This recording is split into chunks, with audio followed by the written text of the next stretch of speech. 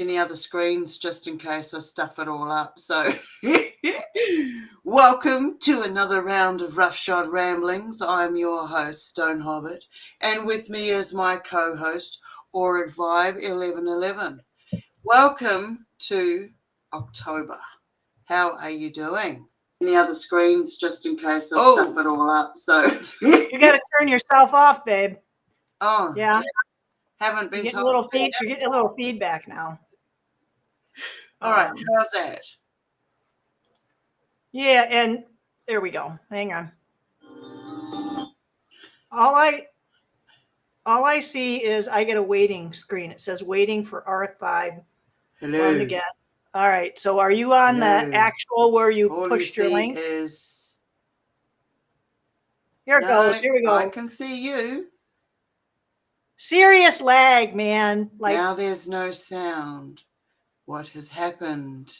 What's no sound? Got it. Now I can hear you. Magic just happened. You're scaring me now. Okay, I lost my hearing for a second. What did you say? I was just saying I can see our channel up, but I could not see us starting. It was just a serious lag. We're good. We're good. We're good. We're good. All right. So serious lag. We'll slow down a little bit to keep up with the pace of the video. Yeah, it's one of those days. We've been having a nice big storm over here, and of course I love storms.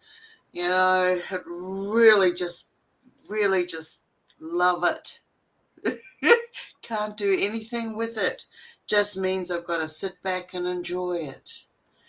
The best. That's my dog's name. You know that, right? What? Storm. Oh, okay. Okay.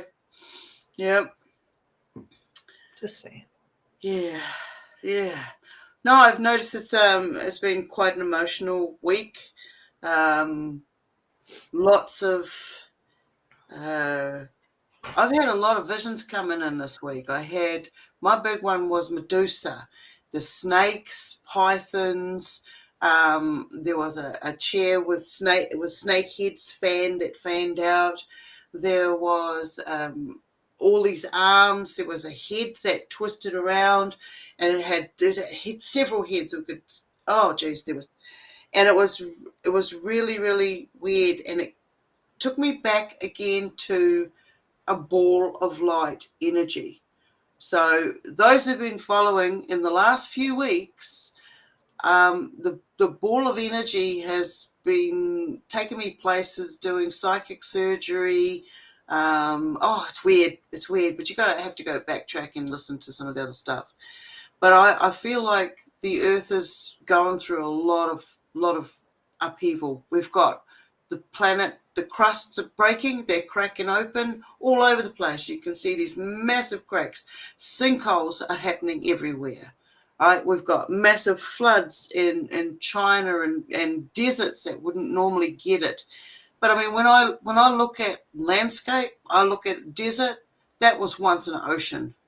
You know, that to me that was once an ocean, a great ocean. So now it's like, okay, everything's moving again. So we're definitely opening up, like something is expanding. Something is growing from inside out. It's coming out. And I feel it's the pressure from whatever's going on out there in the stage. The pressure with the ripples is pushing on the planet, and it's having effects. And I feel like we're getting very close to the time when the tsunami bombs are going to go off. We're having some. Okay, so I'm getting feedback when I talk, so I don't know where that's coming from. Or mine is shut, so it must be your one. Let me see what I can do. I mean, it's only when I'm talking, but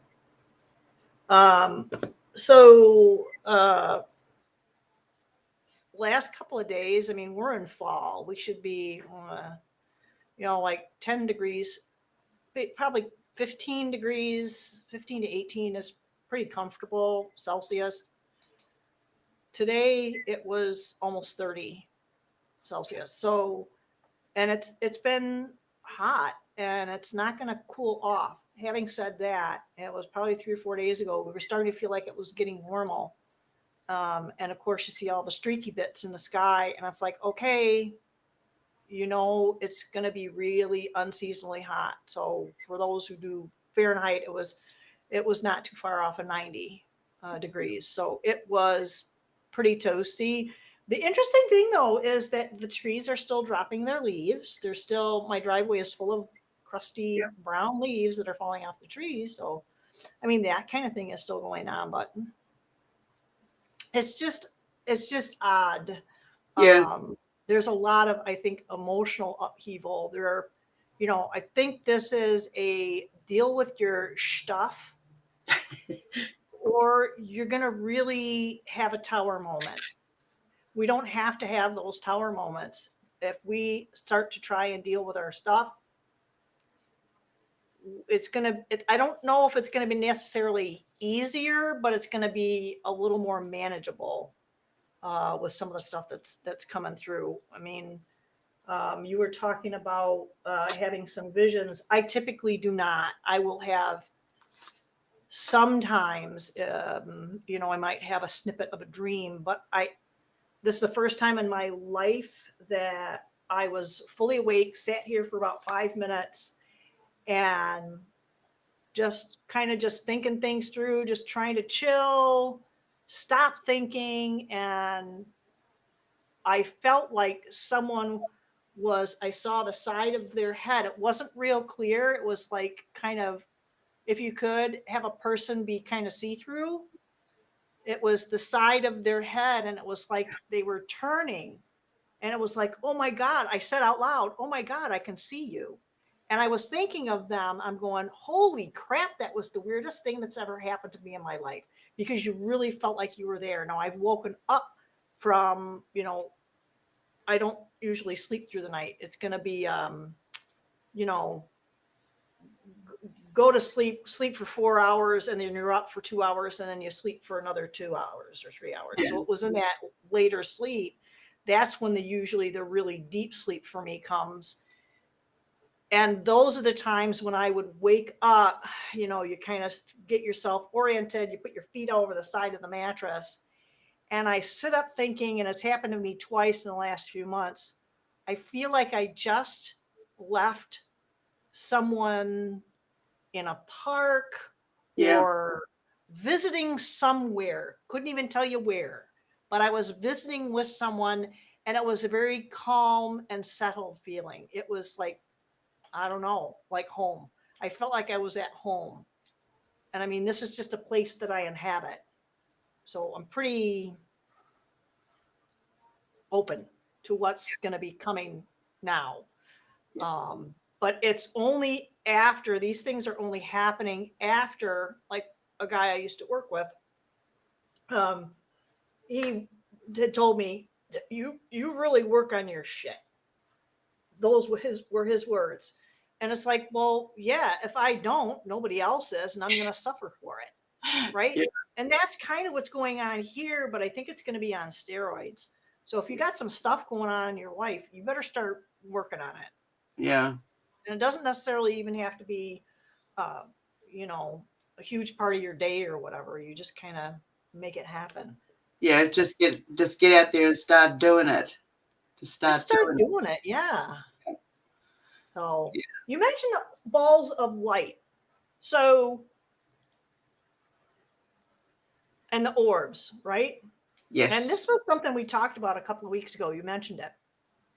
And I've had people tell me that if you take pictures of these, and you see them, that it's typically got something to do with your camera lens, the lens on your phone, or maybe something that's in the environment that's causing something to happen through the lens or refracting off the lens. So I went through and I found this, and I see that that's probably pretty accurate. However, I mean, because you can get shadows, and I mean, oh, what's that blue dot right there? And it's like, well, when I move my camera and it moves with the camera, that means it's part of the freaking camera. doesn't mean it's part of what's going on out here. And it's like, oh, it could be bugs, could be dust. And hi, Susan. Hey, Susan. Yeah, so really it could be any one of those things. Yes. And then they have to put a title or a scientific-ish kind of name like pareidolia if you see something that is a shape. Like I showed you that picture of the goddess. Oh, there were no trees there. There was nothing. There you go. Tell me, can you see a face in that? Yeah. Yeah. Yeah. That's There's a couple of things going on. Yeah, I know. Neat, eh? What a neat piece of art. You know, that's my burnt toast art. That's a thing, you know. People who do that. Toast art. When I saw it, when I did it, I was about to eat it, and I was like, "That's Jesus Christ in my toast," you know. But you know, having it actually looks like there's like a mask over half of the face, and you can still, you know, you can still see through it. Oh, so maybe you tuned into the what do you call it? The Shroud of Turin. Yeah. So there you go. Here's my divination for today. Burnt toast. Burnt toast. Partially burnt toast. Yeah. Some people like that. Some people are into the burnt popcorn, which I think is absolutely disgusting, but some people love it. When we have popcorn, it has to have like cayenne pepper, salt, yes, dry, lemon, the zest of lemon in it. And then I'll skip the lemon, but you know what's nice on it is coconut oil. Oh, no. Ugh, no. That'll make it soggy. No, you don't put that much on it. You spray it on. Oh, okay. Gives it that, you know. Okay. Yeah, no, I don't do sweet. I'm sweet. I'm a sour. I love coconut oil is not sweet. Yeah. Okay. I find it sweet. It's even sweet to cook with. But mind you, I find potatoes sweet. I eat raw onions. Oh God, I love them. You know, you mash up your spud and then you like. Oh yeah. Because I don't have eggs, I replace my egg with avocado. So if I want like a curried egg sort of thing, I mash up my avocado, put in my onion and all the other ingredients I'd normally add, and curry powder, mix it together, and oh, yum, done. But wait a minute, there's part 2. How do you get the white? You'll have to watch the next update next week. There you go. Yeah, so it is there are a lot of things coming out. There's a lot of letting go, and we think we've gotten to a certain point and we're comfortable. I mean, I was having this discussion the other day where we are now, we can go, wow, you know, or we can say when we woke up, we now can actually look back and go, oh yeah, I've got these codes, these telltale timestamps, landmarks showing themselves. You know, if you had a bad, oh geez, something's trying to stop me.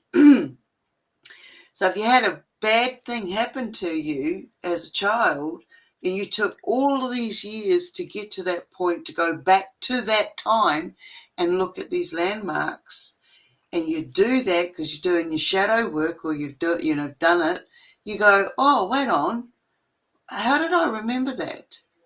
I remembered it because there were landmarks taking me back to it. All right, so there has to be these landmarks that can get me out of that stuff.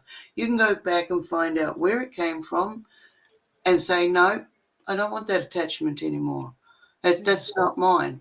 And say, you know, thank you for showing me that, and move past that. We don't need to be in those stuck states anymore. But when we woke up and we go, wow, look what I've learned now. This week, well, I'd have to say the last 2 weeks, this last fortnight, has basically, there's been a sign every day. There's been a sign. The burnt toast was my one for today. But yesterday was all the snakes and everything, and I had the Greek mythology was coming into play with the uh, Indians, Eastern Indian deities and stuff with the arms, you Yep. know. Yep. Yeah, a version of myself that was there, and I've had some freaky encounters on a train. Anyway, we get past that. But we go now into a new wave where we're going to go, holy heck, we're in for the new batch, the new awarenesses, the stepping into that new level of these abilities that we've got. So I'm like, oh yeah, okay, so that means for me more contact, more communication.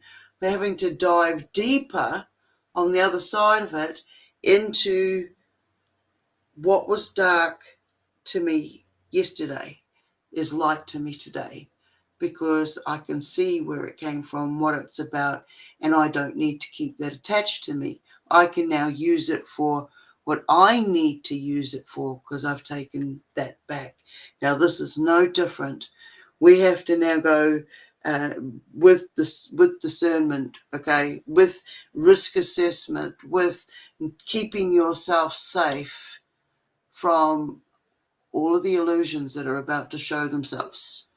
If you're not seeing the shaking in the matrix, if you're not feeling it within your body, then you need to get out there and step into nature. You need to get out there and listen to what's going on. Just watch the traffic go past.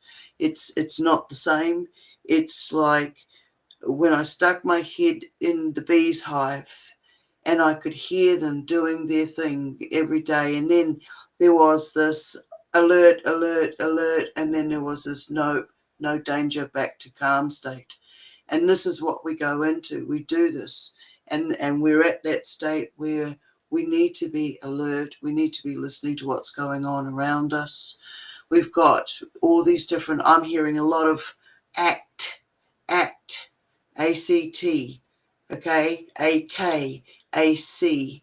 I'm hearing a lot of theatre, and the theatre comes with the military movements and what's happening on land. And we know that any military equals the seas, the seven seas, and some of the seven seas mean out there. So I'm looking at this big staged performance that's going on and trying to focus in on the energies that are coming in and making sure that it's me in control of the journeys that I'm going into. As soon as I go into a dream state, I'm like, okay, I'm here. I know I'm in a dream. What's happening? What are we meant to be doing in this dream today? What am I meant to be correcting? Because these dreams are flashbacks of pasts and all our jibble jabble that comes at once. That comes at once. It's like I'm going down this tunnel. I'm at these crossroads, and these crossroads are not just one set of crossroads. These crossroads, when you put them all together, become a ball of energy. Okay, and this is where I'm focusing at the moment, is using that awareness of this energy, because we love these adventures. We love these incarnations that we go into. We have to be playing a role somewhere to say, yep, I'm going to try that one out today. Oh, I like that color. I might try that color on for size. And then you get the, oh, well, you've got a debt to pay, so you're going to go back, and this is what you're going to do. Okay. So yeah. So we're looking for adventures. Time out. I've had enough. Uh, I don't want any more adventures. If what I've been dealing with for the past few months is what you call an adventure, Oh, read oh, between the lines. I'm over this so-called yeah. adventure. Oh, I heretofore proclaim this is my proclamation, my decree is that if there's any adventure, I write it from start to finish. I say everything that happens in between, and I want this adventure to be as freaking boring as possible, but not really. You know what I mean? I'll pretend. I just need some chill time. You know what I'm saying? Hey, I'll take a few weeks. No, more. I think it's both baloney. Okay. This whole idea of staycation, no. I mean, I got to cut the grass. I got to do this. It's 10 months. It's 10 months now. I've been painting my freaking kitchen, and I'm only so far. So everything seems to kind of like take everything up. So the adventure starts here and now. I proclaim I have control over all of this. You want to shove something down my throat, it's only a reflection of what I was projecting in the recent past. I now say my terms. Hey, Sugar Bee. Hey, hi, Sugar Bee. Hot diggity. Hi, Rocker. What was it? Rockers Los Angeles. Yes. Hi. It's like, for me, it's like you're in that, you've all seen those time travel movies where all of a sudden you're shooting through space. Sound effects even. And it's like, okay, I can now stand still. I can stand still in there and watch it and get my breather and still be in motion. And we are clearing our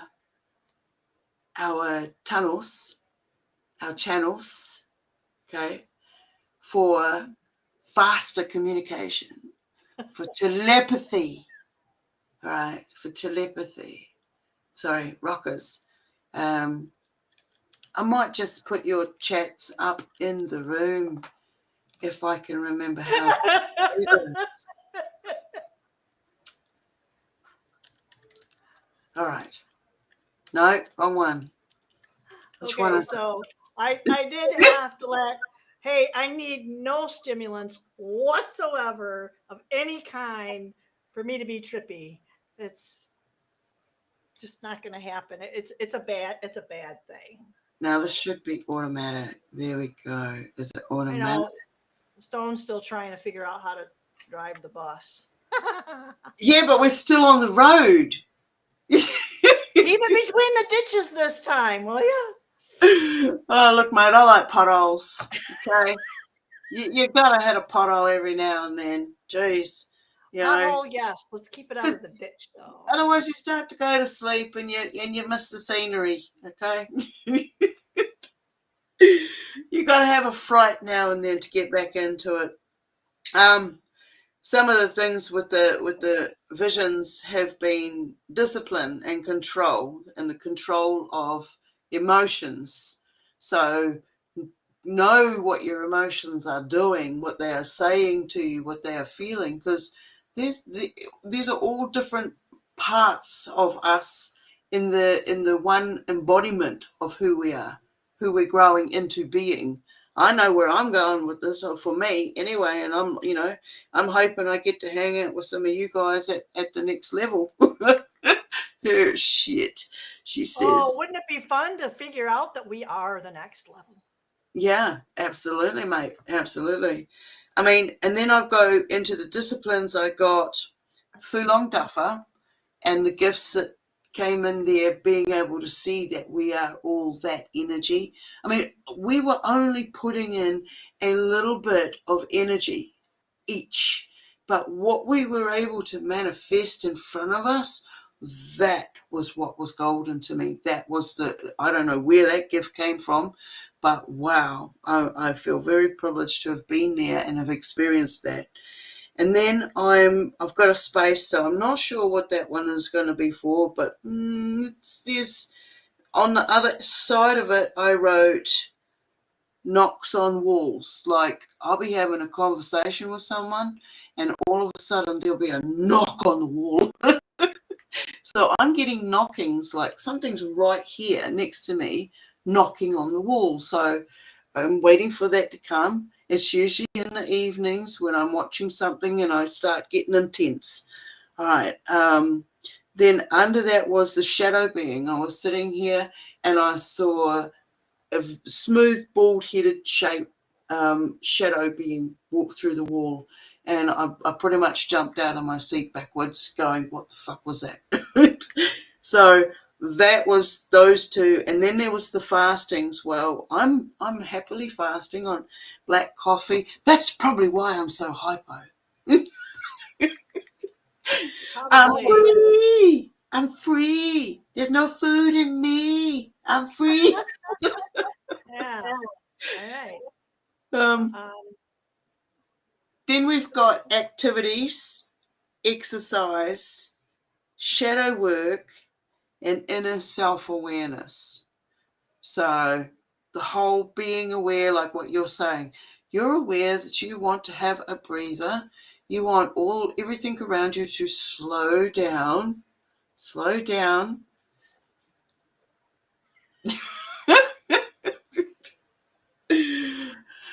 Well, that's coming. You're getting some of that, mate. so one of the things though that we're kind of talking about, and I heard this on, and it was interesting because it was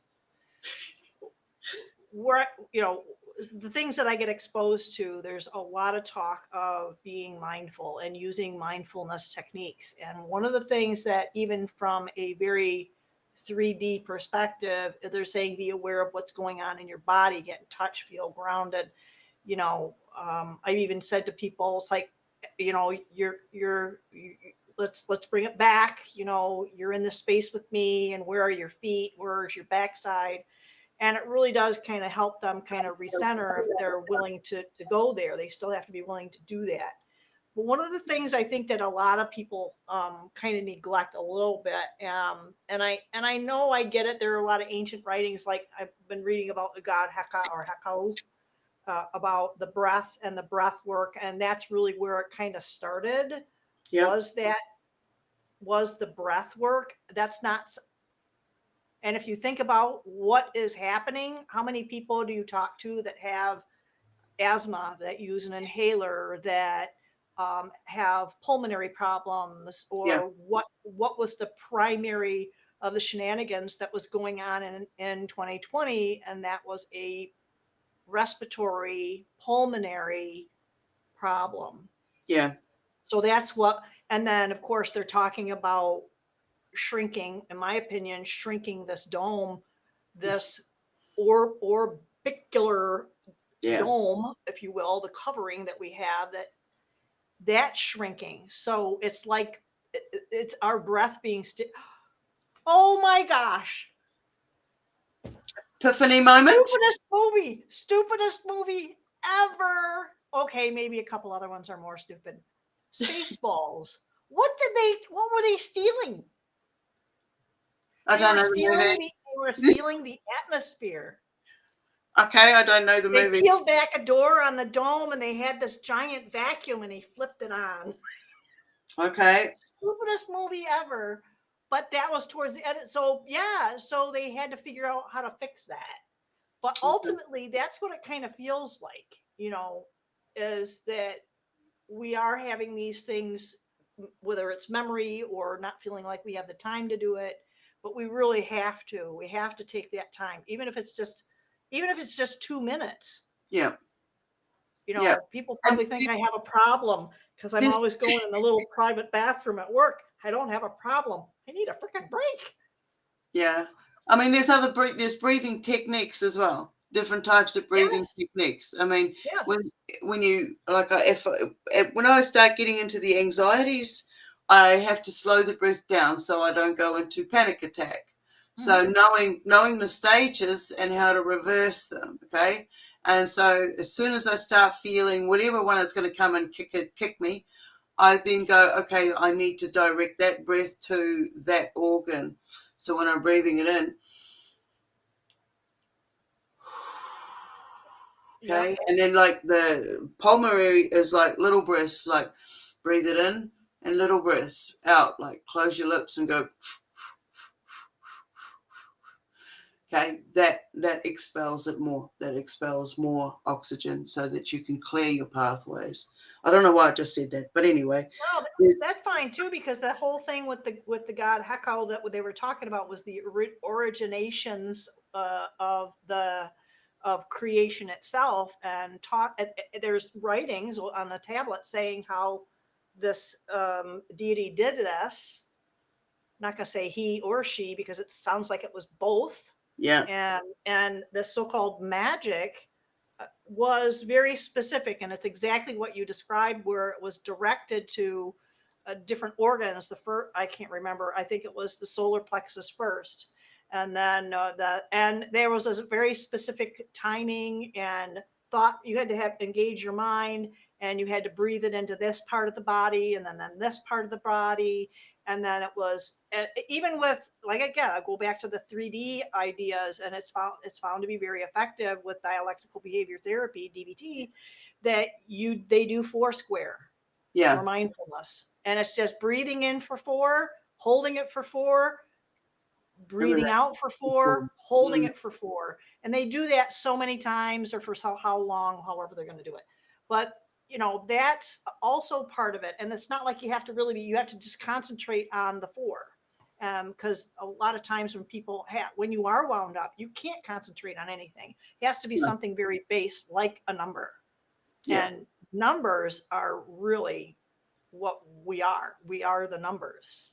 yeah, We are that structure. yeah. No, I catch myself when the voice gets too high. I catch myself when I use words that I don't need to actually. They don't need to come out. They serve no real purpose. So they can stay without, because that's just darts and damage to somebody else who is not going to take it the way that I would have delivered it. Even though it would be not, it was not intended to be harmful, but it was intended just as an expression. But this is what's going to catch people out is we need to be aware. Right now we're in what I call tea time, transparency, exposure and accountability. And we've been watching all the staged performers, the actors on the theatre, getting in alignment. We know what they've been feeding on, how they've been doing it, what they're trying to push, how it's not working. And it's hard. We're getting a lot of people not coping here. I'm seeing it worldwide, but being a smaller country, it's being repeated more. You hear it more, you know. So there's people going missing, people turning up in other countries, things that just aren't, scenes that are not adding up. And it's just absolutely crazy stuff that's going on. But if we take a breath and go, what role are you playing in that scenario? Okay, right now your participation is you viewed it, you've seen it, you step away from it. Okay, next participation is you step there and you participate, you go back and you view it again. So now you've got an attachment. So by seeing what our patterns are and being able to reverse them, we're not going to feed whatever it is that they are wanting from us. And of course, you know what I'm saying, but anyway, there's a lot of harvestings going on out there, and I'm hearing hijacking a lot, like hijack, and I'm like, what the hell did I just hear? you know and then the conversation straight after that was like, whoa, that energy, that the just the use of that person's name in the context, it was so innocent, but the energy that was being harvested from them just by using that name, you just, that person, without even realizing it, was giving permission to be harvested, right? So we're becoming more aware of contracts, what we sign up for, how we are signing up for it. It still doesn't sit right with me that I signed up for this job. that's never going to sit right with me. But anyway, yeah. What about you? What has been your pet peeve this week, and how have you dealt with it? What is this, therapy? Yeah, Well, yeah, I got I one. can't say it's just for this week, but the thing that popped into my head is definitely lack of accountability. And I'm Yeah, not talking about people doing nefarious things. I'm talking about the everyday us and us holding ourselves accountable, and then little things. Gosh, how do you even, and things can accumulate. yeah, Um, it's really about that accountability, that blaming external sources for our dilemmas, when really we are responsible for our own projections. yeah, We're responsible for what we encounter. If we are not happy with the way our life is going, then you need to change something. yeah, And it's just like Rockers just said, finding ways to not play their game. yeah, Well, I know how to not play their game. If I see something that I don't like, I say, I'm sorry, that doesn't work. That doesn't fit. That's not who I am. I don't care what other people say. They can project and gaslight me, which can you tell it's a little close to home right now. And they can gaslight. They can oh, look through they, we all have filters. But let's face it, there are some people who are very maladjusted, and it is a protection. I'm not angry at those people that are maladjusted. What I am frustrated with is the level of power, something we can all agree with, that they assume that they have over each yeah, one of us. yeah, And that's where I draw the line and say, well, they can do whatever they want. I know who I am. I know my character. I know my qualities. Um, and that's what I stand on. So all these other maladjusted individuals can close ranks and do their worst. And that's yeah, on you, because it's all going to be projected back onto you, because whatever they're putting that out, that's going to get reflected back to them. oh, yeah, So that's why I say I am not one of those people that will say, return to sender. I will say I have, and it was somebody, a friend of mine, had said, well, use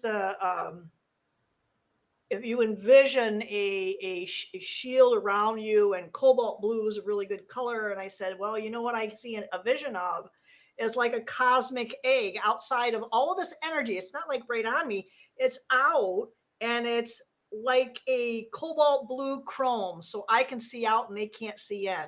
yeah, So that's kind of what I have in my head. And whatever they do try to affect really doesn't affect this individual and yeah, what's inhabiting this biome, yeah. I guess. And So yeah, you're, definitely don't get frustrated. yeah, you're finding, yeah, you're finding your self-worth, your mana, you know, you're worth something. You're worth something to you now. And by seeing that, it's like, hey, look, mate, I wouldn't treat myself like that. So don't you treat me like that. So, and lead by example, teach them how, and we can do it with compassion to a certain degree. You don't get 3 chances with me, you get 2. That's it. And I have my moments where I just go into berserker mood, and that's it, it's over. But what I'm saying is, my one is pretty much on the same as yours. It's like, doing this thing for years, standing up, being truthful in your experiences and your findings and what you put out there, and knowing there's only a small net group of honesty, and I value that. And then to see them slowly step out of that circle and lose their values by using other people's materials, by using AI for their scripts, and you can see it. It's like you can smell the invisible, and they know that you know, and it's really interesting. But it's like at the same time, it that's my pet peeve. That's my pet peeve, is to watch these good people with the good information and stuff go down these tunnels that they know is absolute bullshit. Is absolute bullshit. They're not doing anything good for themselves at all. And if those who know me will know who this is directed at. But anyway, yeah. Got my big girl pants on today. Let's go. But yeah, it is. It is totally the whole frustration is like, no, there's a reason for it. There's a reason for it. They're going to tell me there's a reason for it. Just breathe. Stay calm. Count to 10. Relax. And begin again. And you know what? It is really hard for us when we do feel like we're a little bit on the wounded side, that we would kind of want to lash out or give them back a little of their own.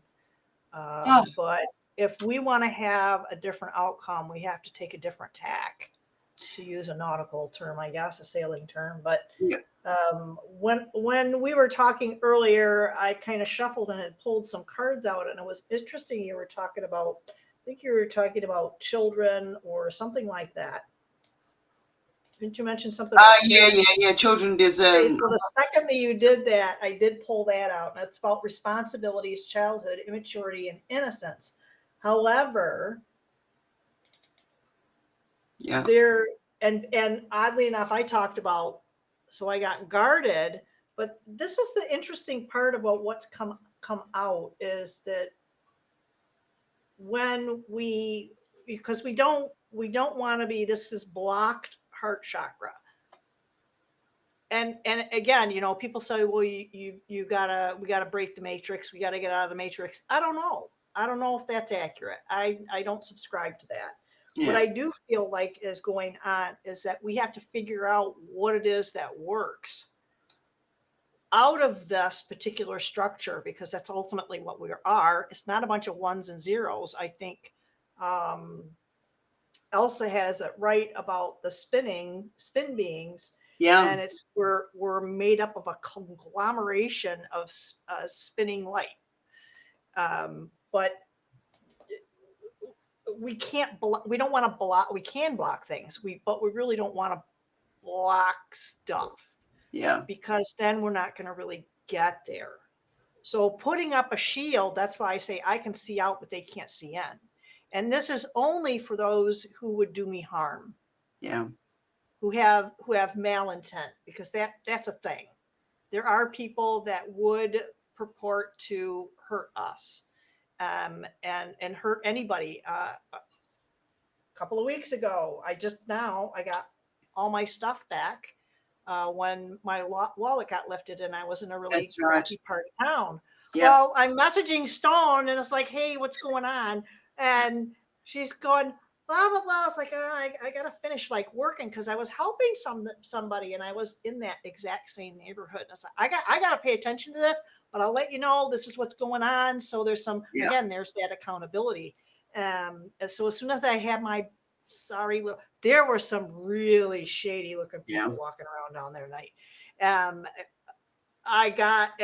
When I was there before, it was during the week. So this is a Friday night here. So everybody and their brother was coming out in this neighborhood. And as I'm sitting there talking to this gal, I see some really like okay, don't look at them. Pay attention to my person. And I see a cop car go by. Okay. And then not even 2 or 3 minutes later, some other people were going by and they were making a little bit noise. They were kids. Another cop car goes by. It's like, oh crap. We finished up trucking it to my car, and in the building that's adjacent, and it's in a Tartarian type setting. So there's a lot of old world buildings right in this area. They call it the Cathedral District. So I'm walking to my car and I see there's this lineup on the steps of these characters, and another one pulling up with their rucksack. They were all like old. So I wasn't too worried, but I figured, hey, there's enough of them. So I got in my car as quick as I could. That door got locked, and I sent you that message saying, my car finally died. Well, I can out of here.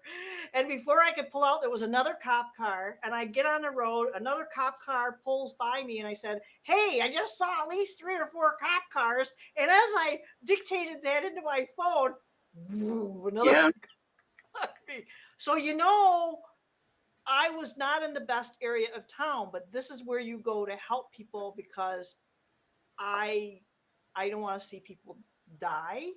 If I have, and it's with the job that some of us have, if you don't go, you have to do your job.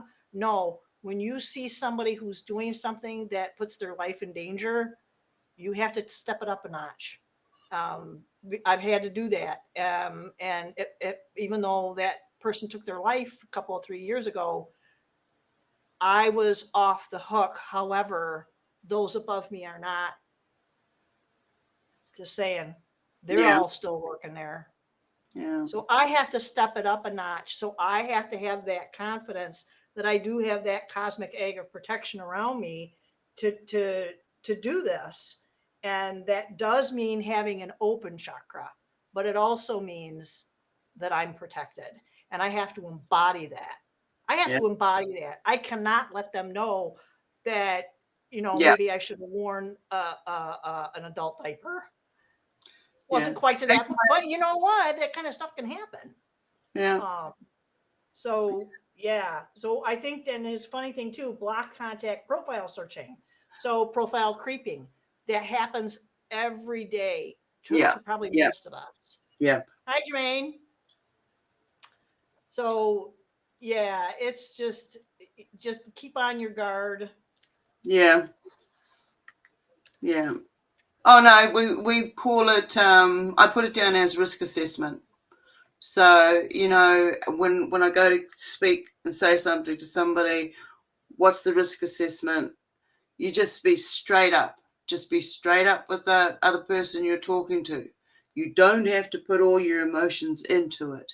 You just say it clearly and calmly so they hear you. Because if you're all over the show, they're not going to hear that. They're just going to see this, what the God, So calmly and,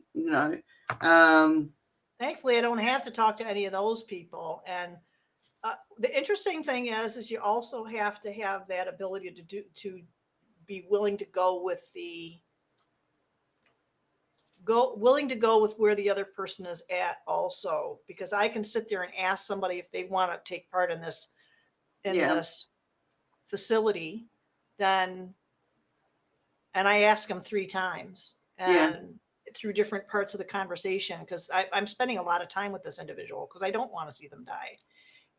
And when you're going through this, it's kind of like, okay, I've done my part. But then when you're in a different place, in a different environment, all this stuff comes out. Like, okay, we're ready now. And I was able, they acquiesced. So I was pretty excited. Hopefully they make it through the weekend. Yeah. Yeah. But I did my part. And I have to let go of that. I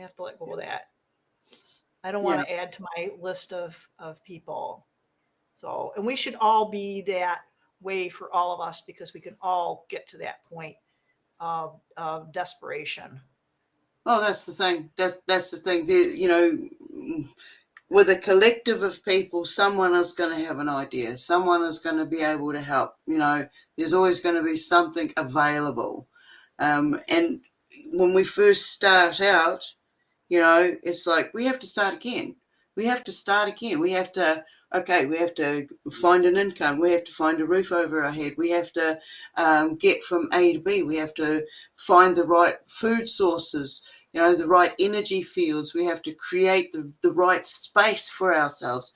You know, we go through all of these things and we're bombarded with the different strengths and frequencies that we're walking through every day. It's like thicker and thicker soup everywhere we go, even out here. When I moved out here, it was like, you know, I'm rural. There's bugger all anybody around. 20 minutes to the nearest shop and gas station and pub, and which I don't go to. I do not frequent that place. Just saying.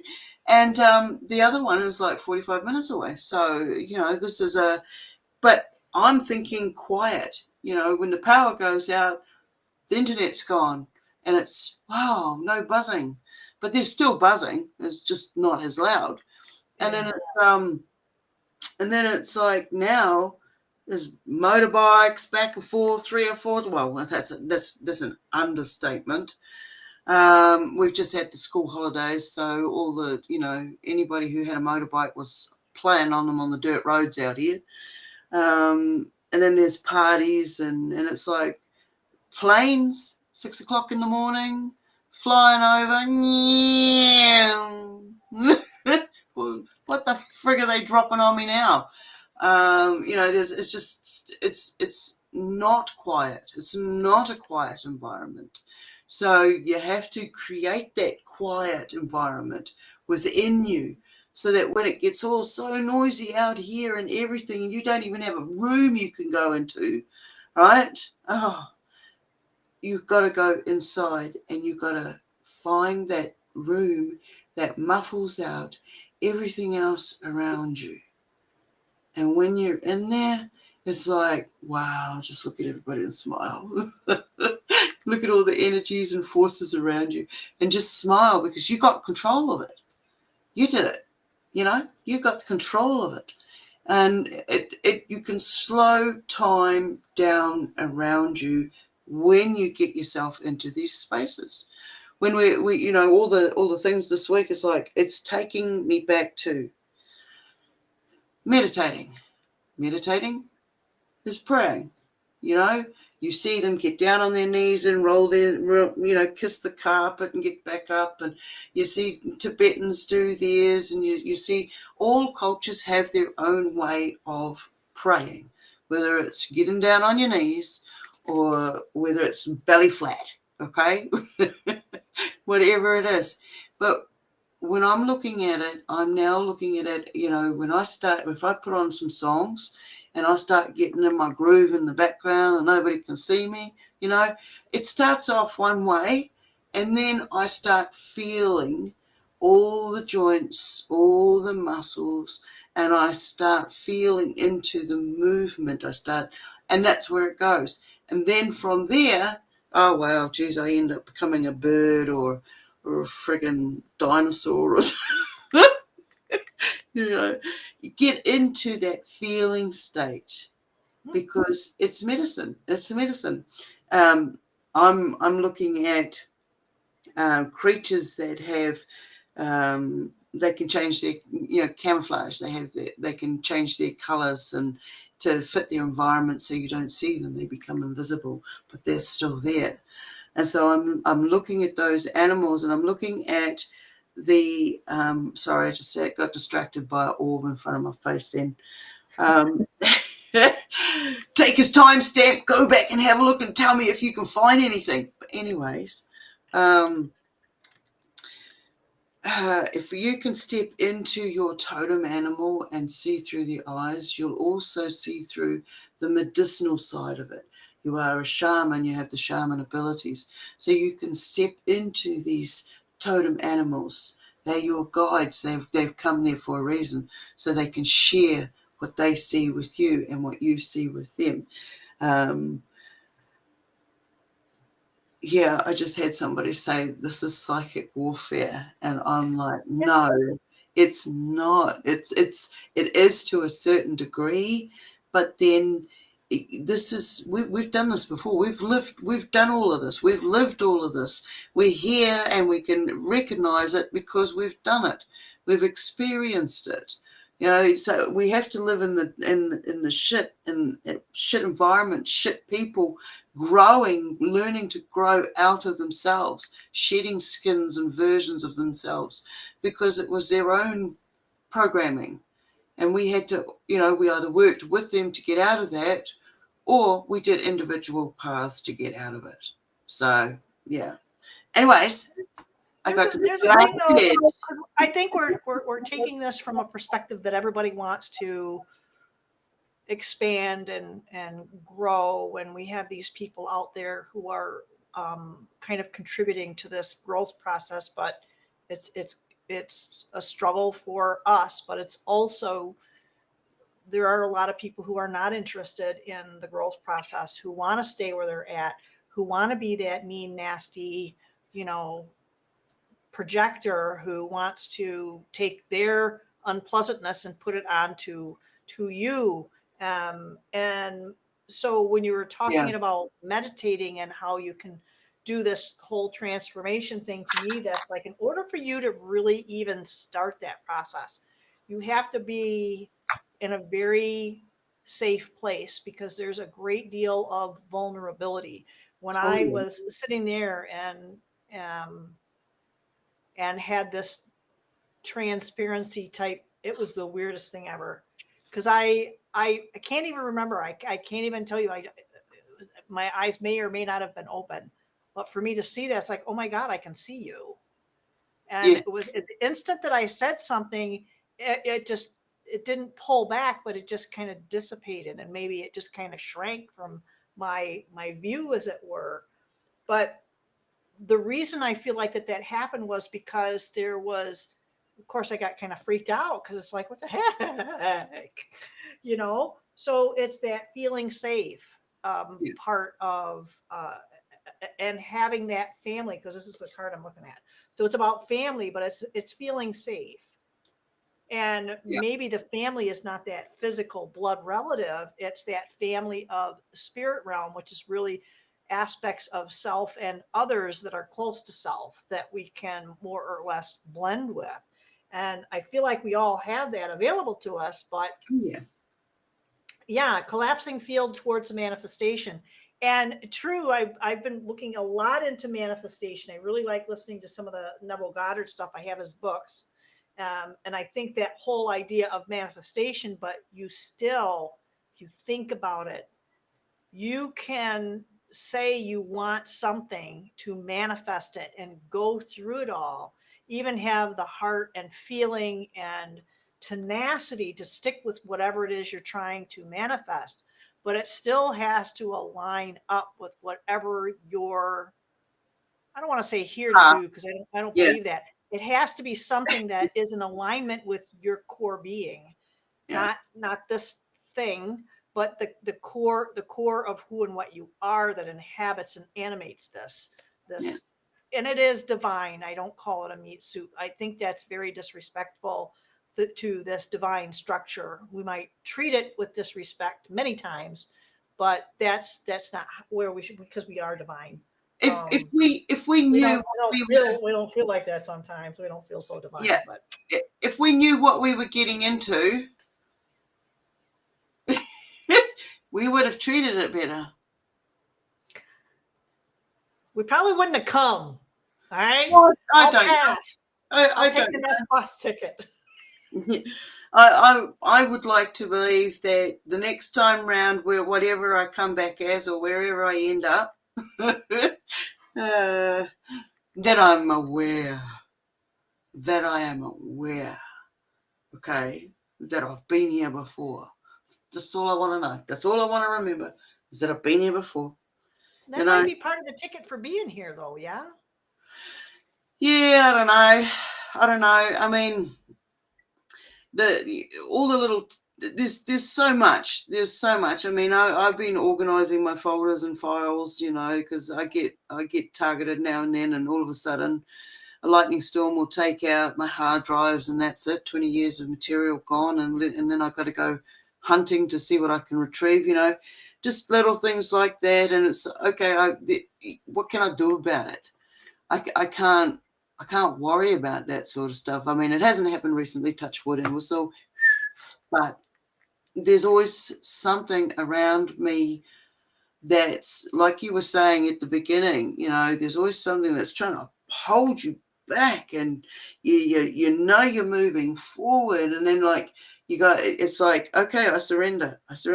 Stop beating on those around me. Leave my environment and me alone for a while, and then I'll come back and I'll do what you tell me to do. These are the forces but that's never how it goes. That's how I would like it to go, so I could get a breather. But it's more like, if you are aware that you have these abilities, you've shaken off all of the shit that you've done, all the work you've done, you'll know that you've been doing it for a reason. And that reason, until it's fully revealed, this is what we're going to keep doing. So when we need to learn to recognize all the little games that they play, all the areas of programming, we have to go back inside. We have to become our Akashic records so that we can time travel, so we can heal any wounds that we've either created out there or have been forced upon us. We don't need to carry that information. It's not serving us any good, and it's not serving this genetic suit any good. All right, because it's, I need to shake what I need to shake so that the earth around me has a good vibration, has a good imprint. I don't leave any scars on the land, sort of thing. You know what I mean? Be aware of your footprint that you leave behind, because it's important. It's important. I laid down codes years ago, and the manifestation, as you were talking about, that started showing up was, we were talking about a bag of balls.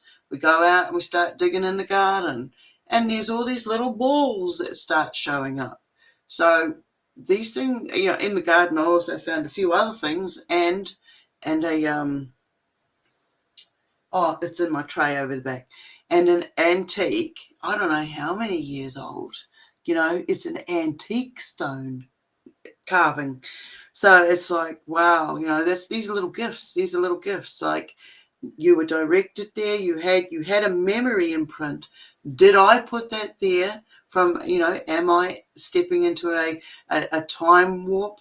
Am I picking up the sensations from, residual energy that was there beforehand? Speaking of the balls and then finding them, were they left there for me? Was it a version of myself that left it there? So this is like, right now, the whole illusions are, the veil's coming down. The veil's coming down. Having a discussion this morning about, the great space turd. Okay. That's going across at the moment with its followers behind it. How many outcomes? Are those the Klingons?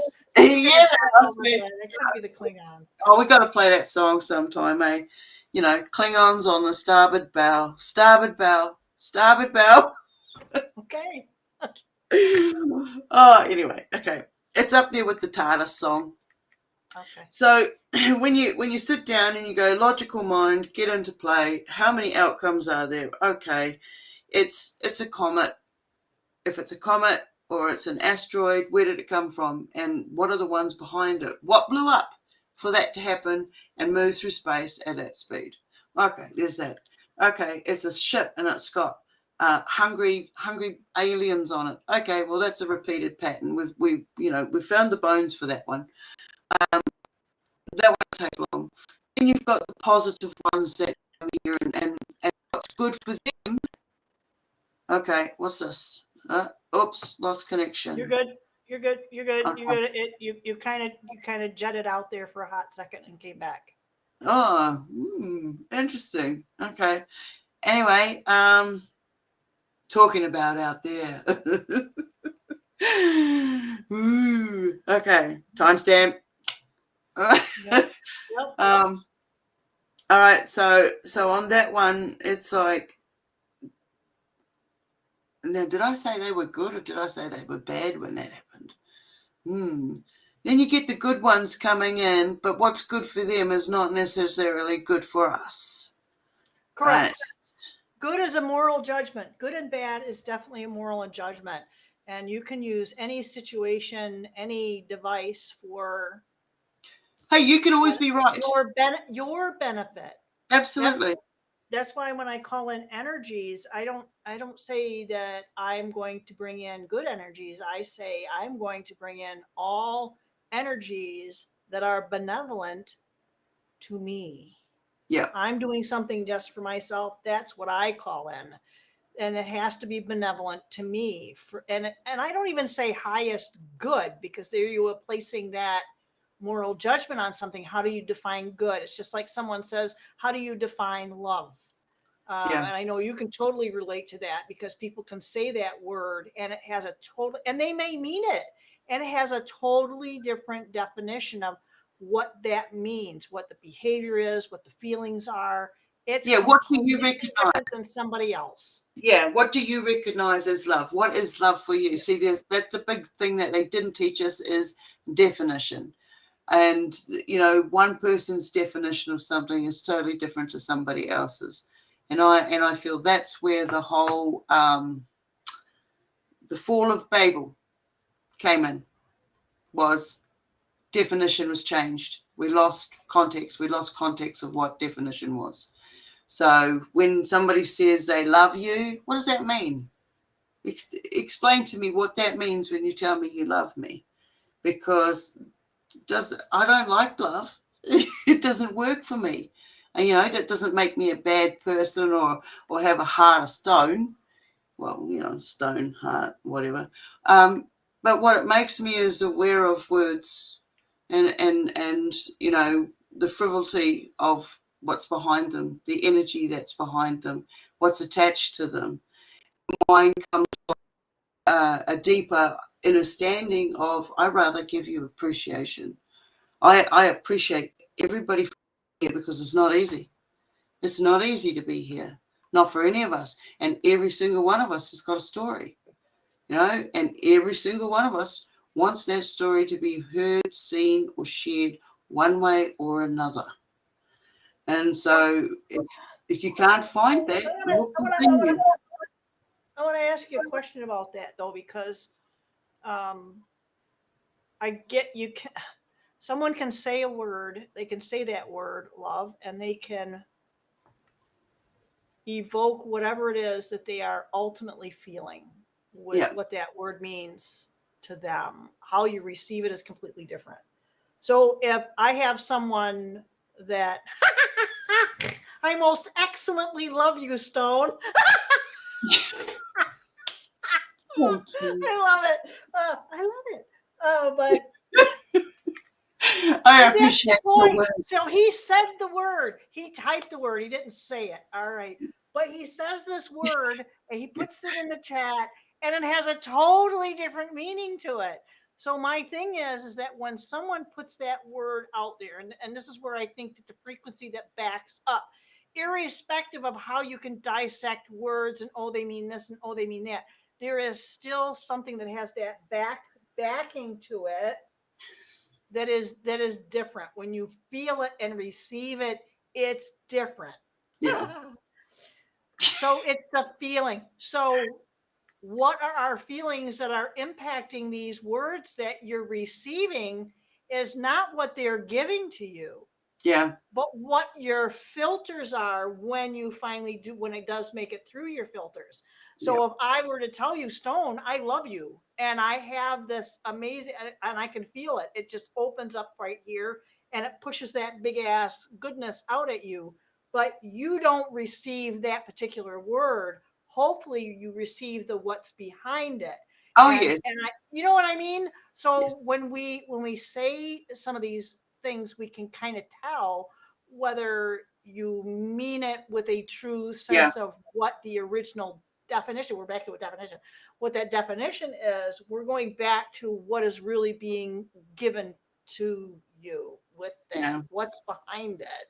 Yeah. And I think that any language, irrespective of whether it's English or any other language, you have that tone, the intonations, the cadence that you have develops not just the structure of the word itself.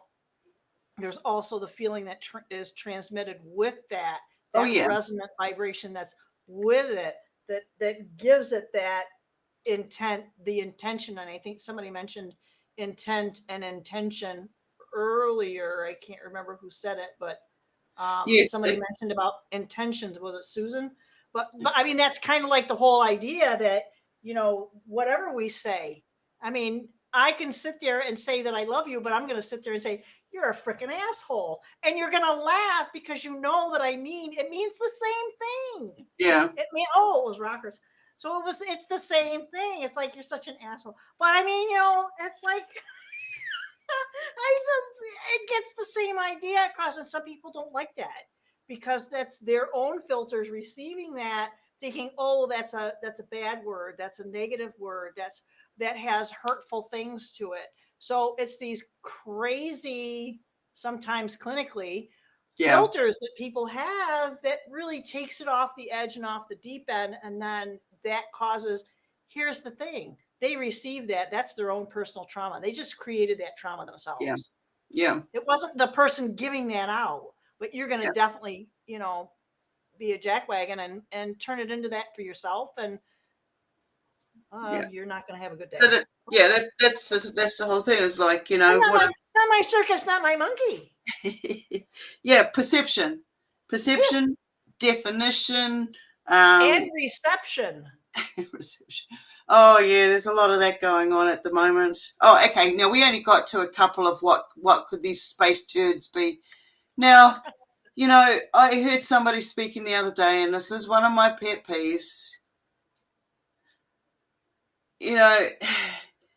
The perception of our whatever we think space is, whatever we think those things are in space turd, AI, beings from Galactic Federation of... Okay, had my moment. Our perception has changed anyway. We've seen how the governments around the world are working with this.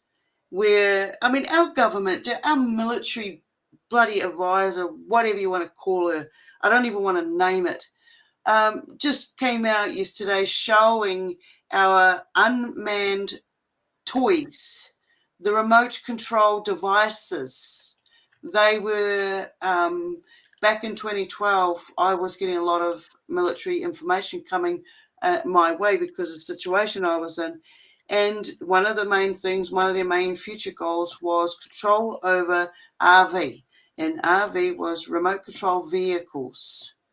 And I watched it slowly unfold. And then last night on the bloody news, this woman steps up and says, oh, this is the secret military war toys we have got. And the reason I'm sharing it is just to know that we've got it and it's possibly a threat to you. What the fruit truck in the neighborhood? Come on, you don't go and share the material that you got when you go to war. To do that is a game. To do that is a game. It's staged as far as I'm concerned. And every time I hear people say, oh, it's about to start, it's about to start, it's about to start, it's about to start, just push the bloody button already and get it over with. It's like, gaslighting the populace, stringing them along in every single distraction that they can use against us. And it is absolutely despicable. And there will be this huge division when the space turd comes across and it turns out to be nothing at all. Nothing at all. Another side distraction while other things are going on and getting set up. Oh, I don't know. Having all of us here at the same time, all us fantastic creators, this game that we've created, I think we need to everybody needs to be I don't want to say it, but we need to all be switched off for a while. The power needs to be switched off globally to be restarted. Oh, I can't believe I said that. But you know what I mean? When they go to do that and we go into the darkness or whatever, we're going to have to be aware that when it restarts, it's not going to be the same place we're in right now. You know, I see the sun opening up as a portal. It's changing us because we're getting to see it. I've got to do some more research into the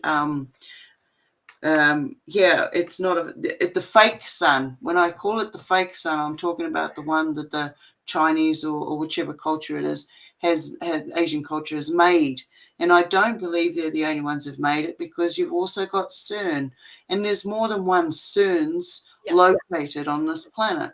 So when you've got these things firing up, and then you've got that up there opening up, and we've seen the traffic that's coming in for those that are out there watching stargazing. You know, we can see that the night sky is really active. So I'm not surprised in all these chemtrails being dropped directly over the house in patterns and stuff. But, you know, good old white vinegar, boil it, stick it out there. I throw a couple of pieces of copper around the place and watch those holes open up.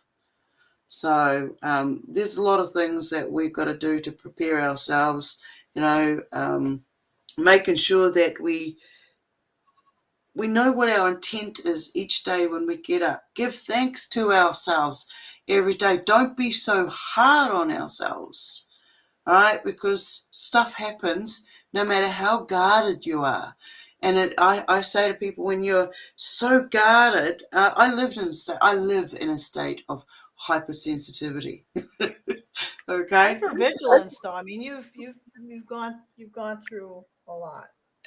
you can't let it go. I can't let that stuff go. I'm always on guard, you know. And you were talking about having bad sleeps and stuff.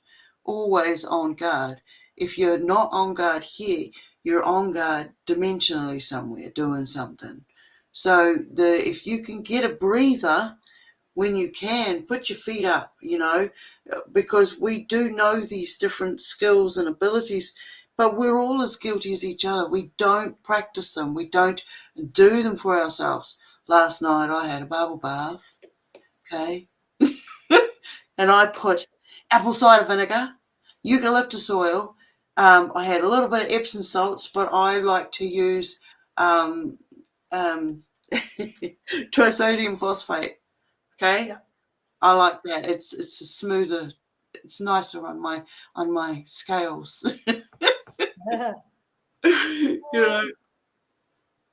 A couple of things though you were talking about as far as this whole somebody needs to flip the switch, and it feels like because of there is some feeling of being a little on the disjointed side, and I don't think it's going to happen all at once with the switch off. I think it's going to be done in stages. That is going to be fairly quick. You know, people are going to look at it like it's fairly quick. I don't think it's going to be boom, somebody taking the hammer and just kind of pulling it down and everything goes.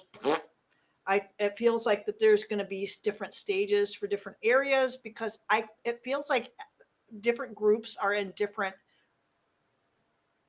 stages themselves, so they're only going to take it too far to a certain degree to accomplish their goal, because there's Exactly. an ultimate goal. So if we're in a different space than this group over here, they're going to take it into phases. So that's how that's kind of feel like it. And you're talking about this disrupted sleep. So part of the disrupted sleep is there is somebody that I've seen, I can't remember if it was on YouTube or Facebook and the reels and stuff, that they were talking about all these smart devices, and you don't even need a smart device anymore, because they've got enough of the technology out in the communities that it will put out these waves of ELF and EMFs, that they have these images of these coming out in waves, and you can see the pulses. It's a pulse, and then because of how they're firing them off, it'll go from the eastern seaboard of the United States, and we're talking from the north. We're talking way up north, all the way Florida, and it'll go. And so this is interesting. It'll go basically, you can watch it. It'll go pretty much to the Mississippi. Yeah. Okay. So that's the lion's share of the population in the United States. You get you get west of the Mississippi, yeah, things get pretty sparse, and that's where the farmland is, the badlands, and all that kind of. I think they've already had their way with that a long time ago. That's why there's not a lot of population out there. So whatever they purged that area, now they're on the eastern seaboard and in the Midwest, part of the Midwest, because even though Michigan is eastern, we're still part of the Midwest. So part of the Midwest is also included in that. So it kind of feels like that's part of the reason, because when they shoot these things off, when they put these waves out, and there will be multiple, it's not like they just go one, they're typically happening about 2 or 3 o'clock in the morning. Okay. So that's when people are waking up. Yeah. That's when not just the surges from these devices out in the community, it's also what you have in your home. I want my house to be as stupid as possible. I don't want anything that's smarter than me. Yeah. You got to be doing something behind my back. Yeah. Yeah. No, and do whatever you can to stay grounded with that. I told Stone before, I got a grounding sheet. Get a grounding mat, get something. It's not just about going out on the earth. This is about, and this will protect you. Not only does it protect you from these waves, because I slept through it last night, first time head on. Perfect. But it also will shield you from your phone. So if you keep your phone, because that's my alarm clock, is an old phone. Yeah. It's not connected to anything. It's just an alarm clock. But it's right there. It's right there. And it shields you from all of that. And it's like, that was the first time. We'll see what happens tonight. Yeah.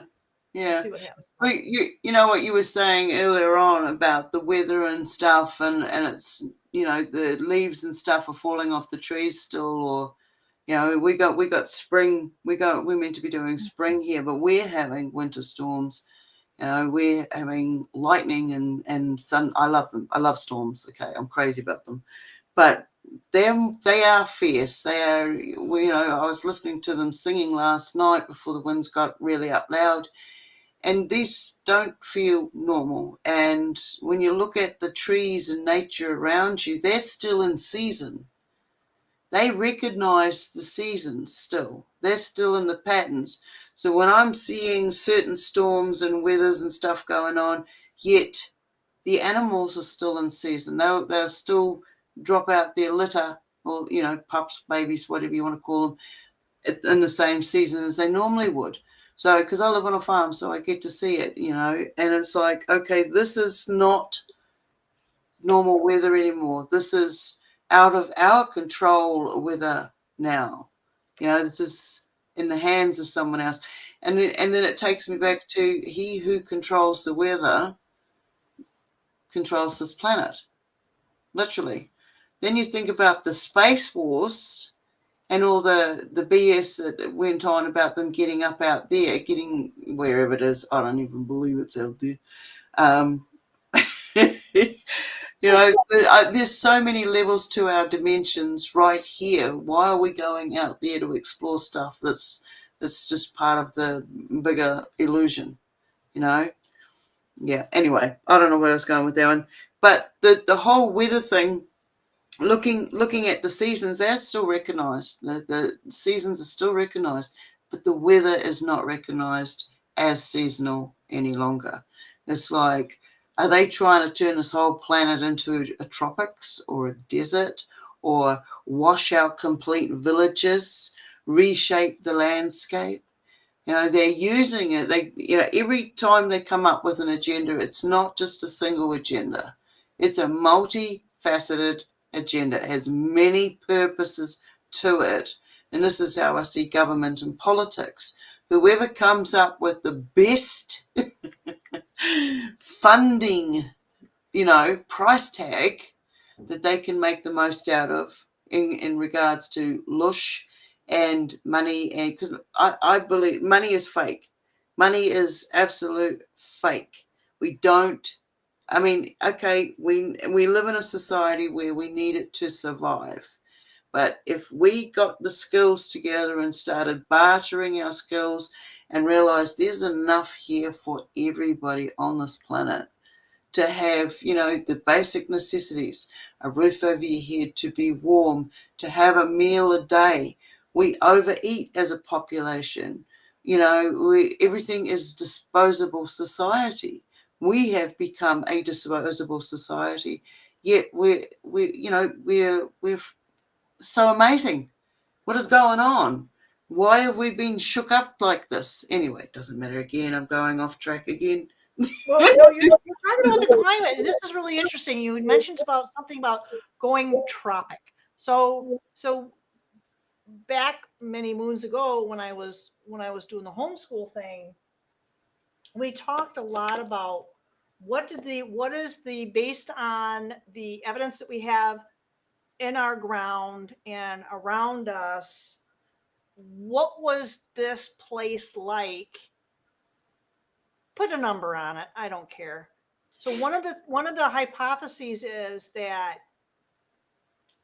and this is interesting because one of the hypotheses is that our structure, because we assume that this is how it's always been and blah blah blah.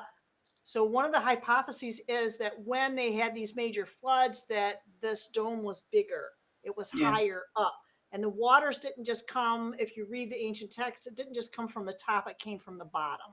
So in Michigan, we have Lake Michigan. In the bottom of Lake Michigan, guess what? There's a Stonehenge structure, there's pyramids. So when you were talking about water, what they have hypothesized is based on the size of the plants, the size of the animals, that this dome was higher, it was bigger, and the atmosphere itself was structured differently. So the components in the atmosphere, so go do your own freaking research, because I did this many moons ago, that it was had more hydrogen, and it was the sky wasn't blue, it was more of a pink. And it had a different element to it. Things had less pressure, they grew bigger. This is why you see all these ginormous plants.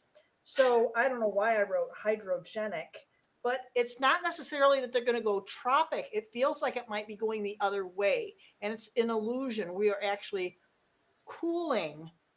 Even though we're really hot right now, it's artificially manufactured. God only knows what's going to happen for us in this coming up winter. Usually we don't get a lot of snow anymore. I remember as a kid having, snow up to here, and school was really closed for a real deal reason, because nobody went anywhere. Today, they get an inch and a half and nobody's going anywhere. It's like, really, come on. But I guess the thing is this is climate control, and it's all about that whole perception thing too. That what are they really trying to do? What are they trying to manipulate? Feels like they might be trying to shrink it, but are they trying to turn it tropic? Probably not. It's like things are getting smaller. I mean, even people have gotten smaller. Let's face it. It's rare to find very many people over 6 foot. Glad they're out there, but but they're very few. So I don't necessarily know that. Who knows what they're trying to do? It's just for us to kind of like pick up on being aware of these things. Whether we can do something about it, I don't know. Maybe it's part of this particular program that we're involved in, if you believe in that sort of thing. But they stunted our growth, sugar. They stunted our growth. Back in the day, I got thrown into communication with pine trees, and then into Amanita muscaria mushrooms. And from there, it was tannin, it was masculine, and masculine. That's correct. Mycelium. That's it. I knew it was there somewhere. Okay. And basically what I got from that was they changed the components of our oxygen. They changed our components of vitamin C. When you turn around and see that you can cure a hide of an animal with its own brain because it's got enough tannin in it, and where does tannin come from? You'll always find tannin around a pine a pine nut. The exterior is covered in black tannin. And I have a theory about tannin and vitamin D and oxygen. And so when they stunted the oxygen, they stunted us. They stunted our growth. They stunted the size of trees and fauna and stuff around us. So when we start getting back into our growth spurts, we start getting taller, we become a healthy species, they start cutting down the forests again. They start, burning it all back, terraforming it, and we get shorter again. And they claim that there's not enough space and there's not enough food. And then when it's all wiped out, they turn around and say, you must eat the bugs because that's all you've got left, because that's what they farm.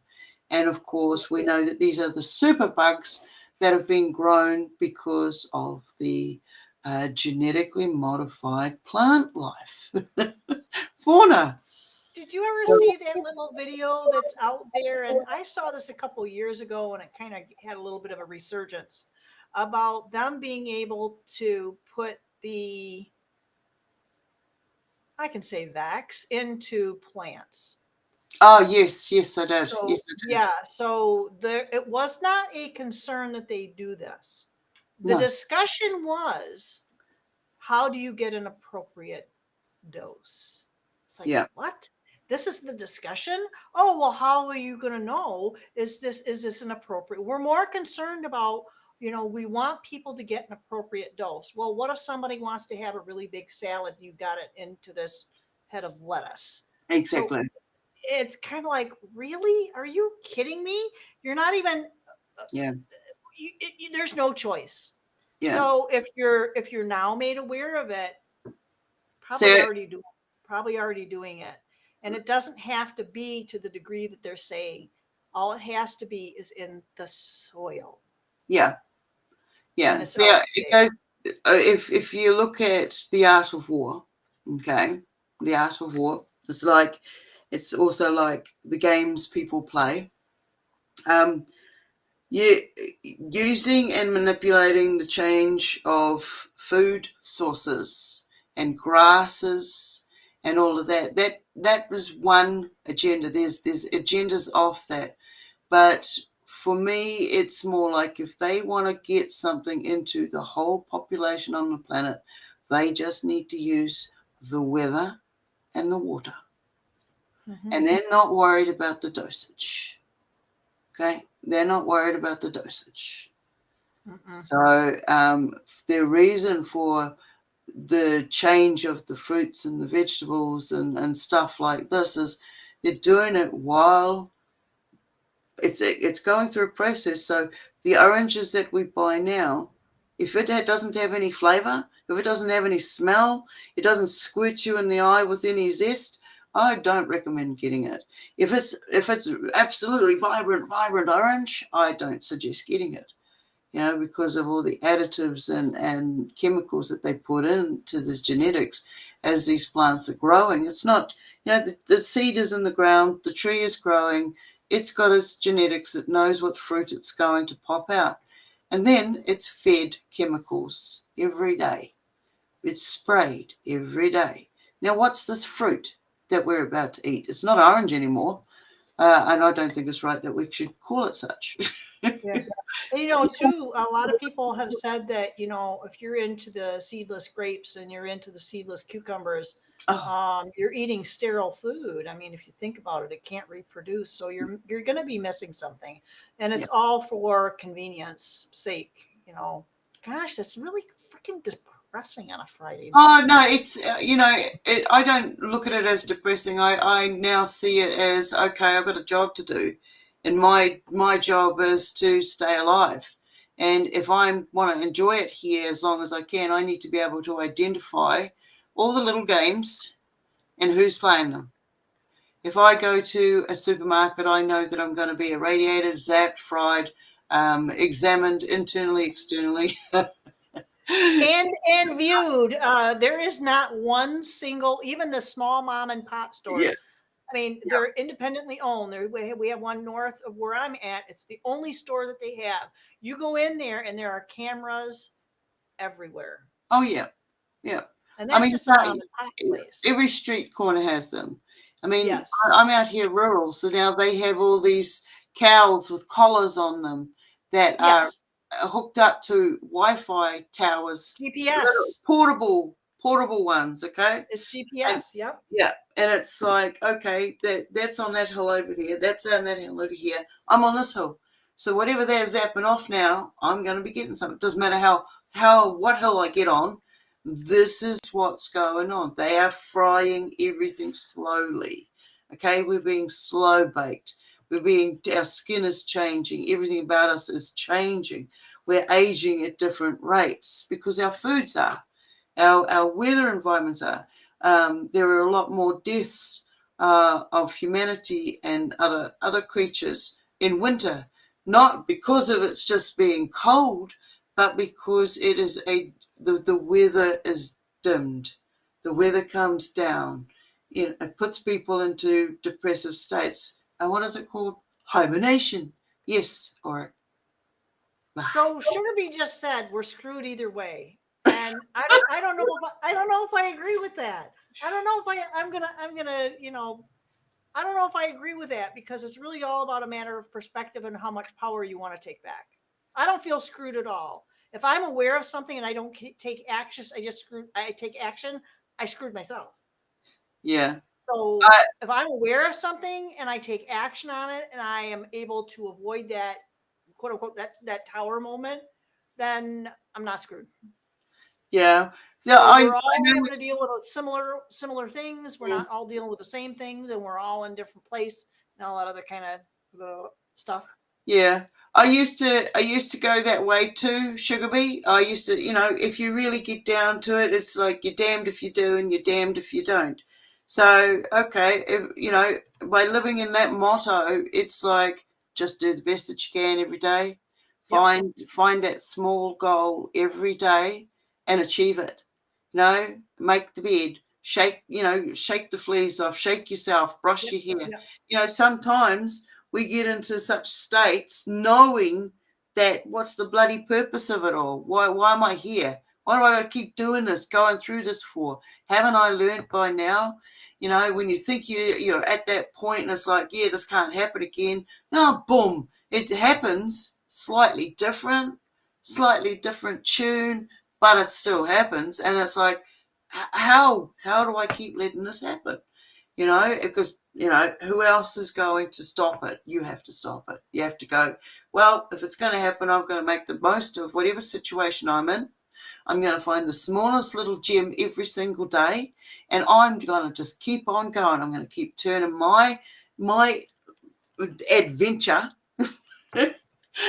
She says as she reaches out and gets zapped by an electric cord. Yeah. Anyway, you know, every day there is something to be able to laugh at yourself at, because the more that you can laugh, the better the chemicals in your head, the less hungry you're going to get, the more active you're going to become, and things will start washing off you faster and faster.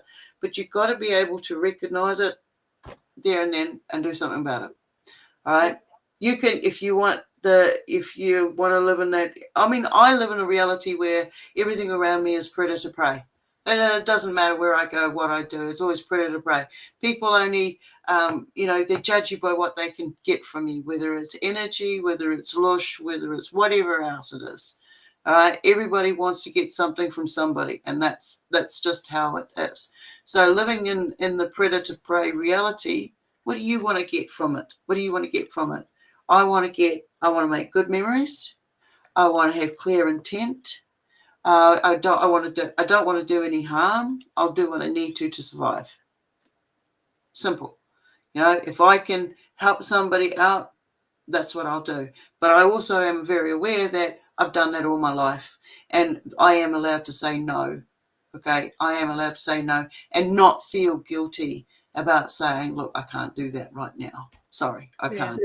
And Or yeah, Rutgers brought up that the elite families' names need to be exposed more, which not many are doing. And I kind of feel like it's more than just them. I think it starts at a very local and very small, if you will, small level, that are the minions of that. And there are very many minions that will fall in line for that. I Yeah. recall saying something about someone who it tends to be very popular here in the US. And I kind of made a little bit of a question on one not it was a website. It was something that someone had posted, and it's kind of like, well, what about this? And they just came back, and it was like, they didn't even address anything. They did it. All they said was, this is what this person is, but it has nothing to do with what I just said. Yeah. It has nothing to do with what I just said. You addressed nothing in here. So all you did was pump out a narrative that you felt fit that Yeah. paradigm of that particular individual, and obviously a very, of a particular color that they were trying to support, that they were and it's like, you know what? I don't support, I don't not support. All I do is sit back and say, left wing, right wing, same bird. Yeah. So you have to kind of, everybody's got their agenda, and all we're going to do is believe what other people tell us. I'm not buying any of it anymore, because what you said earlier about um, people basically saying, oh, this is going to happen. Things are really going to go down now. And, it's really going to start happening. How many years have we heard this? Yeah. And Exactly. things never really on a real deal level for people, the general populace. Does it really change for the better? I know personally, not so much. And Yeah. it's just, you work hard, you do this. It's like, really? That's gotten me zippo, other than, a couple of trips to the doctor, making me think I'm like gonna, that happened a couple of months ago. I thought, Yeah. okay, I'm getting close, and Yeah. I gotta go to the doctor for this. And even recently. So there's a lot of pressure on the average person, and that's what they want. That's like keeping you under a particular thumb. um, um, yeah, and it's just like, if you start like me, I'm starting to like manifest some really weird symptoms, and it's like, okay, well, what is this? Why is this starting up now? And I can identify. It's not so woo woo. It's something that's more practical. Okay, maybe I Yeah. didn't get enough water. I'm not processing my stress enough, and if I don't process the stress, that's going to turn into trauma, and it's going to be harder to clean off when I get home. So that's why I hide in the toilet. uh, and you take care of it. Seriously, if that's what you have to do. There are times, I kid you not, I love it that I have over an hour drive to one of my people, because that's like because of what they deal, what they say, what you have to make sure that you're well shielded before you go in there. When you leave, it's like, damn, the shield wasn't thick enough. And you just have to kind of deal with this stuff on a daily, because this is some heavy business that some people are going through. But Yeah. and I think it's really good. It is a divine timing. Sure, it's definitely a divine timing. So Yeah. yeah, it's still ultimately what we talked about earlier. It's up to us, each one of us, to, in a collective manner, stand up, Yeah. or It or is. I mean, or these walk away. these elite that powers that be, whatever, they only function because we let them.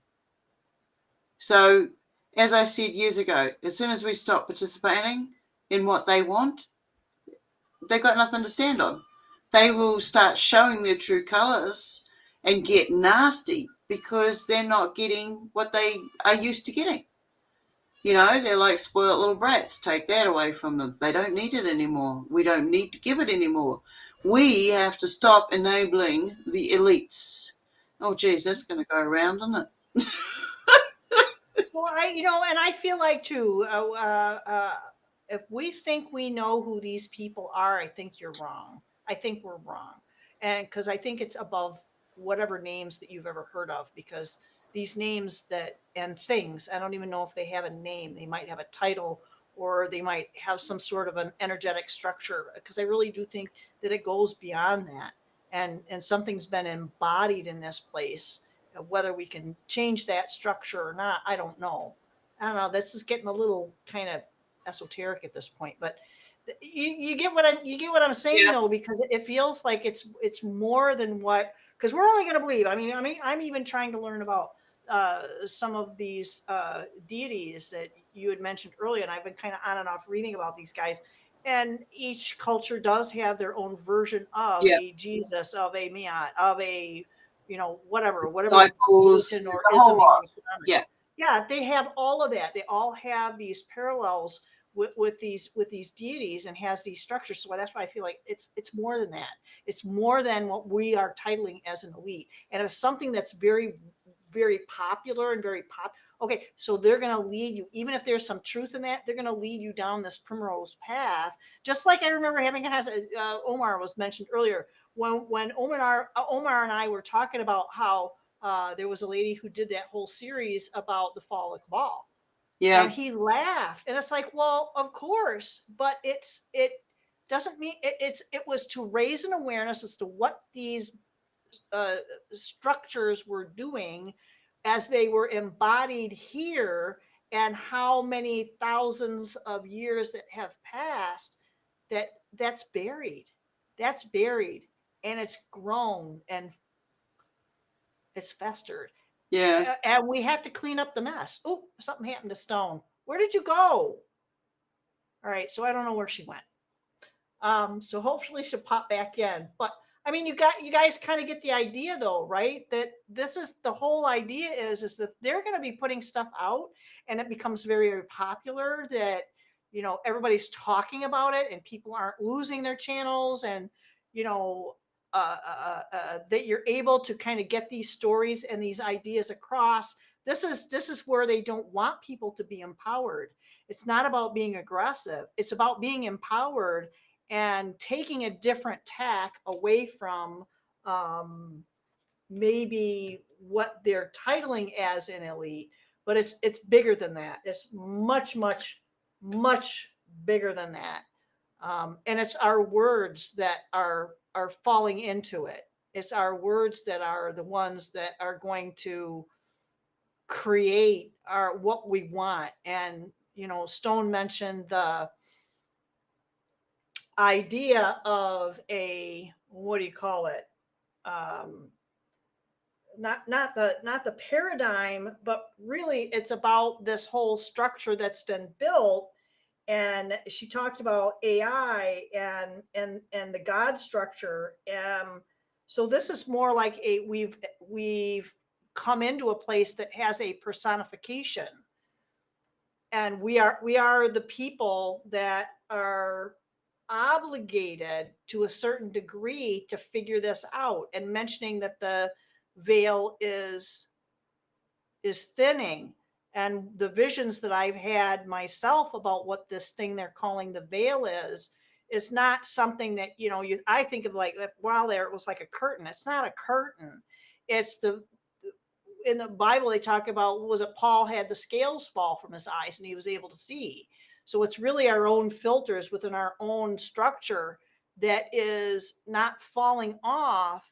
It's dissolving. And you talk about the light structures and the quantum fields, that these light structures are spinning, these vectors are spinning, and it's not able to reflect what they originally had been able to reflect. I don't know if that makes any sense to anybody, but there's somebody by the name of Jason Paget, and he has some really good stuff out there that can kind of explain about the quantum field, and about how this is why these filters are in place. And I don't know if it's necessarily not really a hindrance, but it's definitely something that is a controlling factor on, and it's what we're allowing. It's a controlling factor in maintaining the trajectory of what those individuals are, these groups of individuals who are this. And again, I don't even want to call them beings. I don't think they're beings. Yes, everybody, a lot of people are seeing what we're calling BS. So what's BS, right? It's the belief systems are crumbling. They're losing their spin. And when somebody tells a story and you look at it on the news, they're trying to spin you in a particular direction, aren't they? And it is everywhere. That's why I stopped watching the news. I even watch. I'm trying to learn a couple of different languages, and I have a program that I watch that it's like the first one I've watched. It has no English subtitles on it, and it's like, wow, this is a whole new level. It's less visible to me, but it's because I've dropped what they're telling me is being said, because a lot of times when you have that language, that our language doesn't translate into directly what that other language might be. So then when I'm listening to that and I hear their voices in their own language, I'm picking up more of what we would be saying. It's like, well, they didn't mean, that's rubbish. They meant that's bullshit. I mean, they might actually come out and say that, but the subtitle might say, oh, that's rubbish. So you know what I mean? It's like kind of gets the same idea across, but it takes the feeling in a little bit different direction. And it's those subtleties that can make, a through a glass darkly. It can take you in a little bit different path, if you will, if we don't allow some of the stuff to get washed off and take that time to maybe meditate. I don't know what happened to Stone, man. If you guys got anything, if you guys want to talk about anything, because I got like a gazillion things, but I'm going to save that for my Saturday night live. I'm going to send her a message on Facebook to see if she's okay, because they do have some storms rolling through. Okay, you disappeared. There you are. I don't know what is. Oh man. If you guys got anything, if you guys you gotta turn your thing off. Steal your things, but I gotta mute it. Wow, that was a ride. I think I just had a ride on a lightning. Jeez. Anyway, I'm back. I'm gonna send her a message because she's been gone too long and I'm worried. Oh no, I'm sitting there. I'm listening to you. I'm jumping in. I sent a message in the main room. I'm like, okay, now what is going on? Down the bottom, it just kept saying, trying to connect. And I thought, well, if I push this button, then the whole thing's going to shut down. And I thought, oh, well, I'll wait until she's finished the sentence and I'll push a button. And I pushed the button and here I am.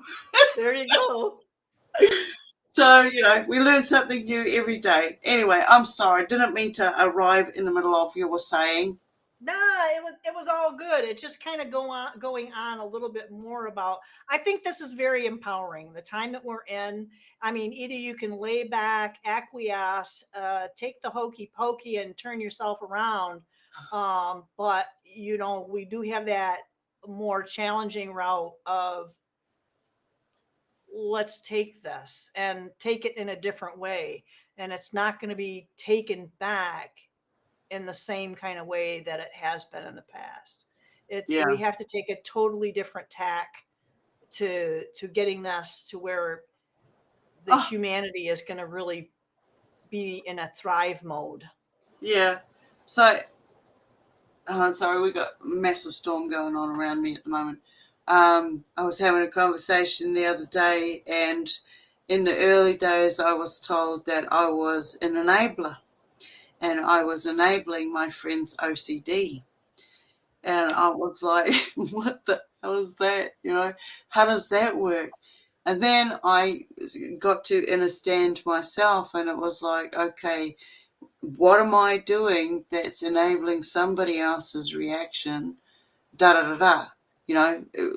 the whole breaking down of all the different levels of psychology, like gaslight. What is gaslighting? What is post-traumatic stress disorder? Where do these things come from? Where do these terminologies come from? And so, I take a step back and I look at, just the structure, the pyramid structure of who's running and controlling whom at the end of the day. And I was like, well, I've got to stop giving my power to that person who's using me for that energy and that energy. And they're getting to that place. And then they use what they've learned from me to do it to others. So I have to say no to that connection, that contract, that no, I don't need those drugs. Like you were saying earlier about people, more asthmatics, more breathing issues and things like this. And yes, absolutely.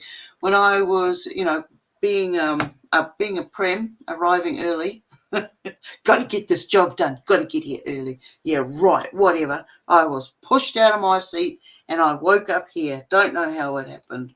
And that's my story.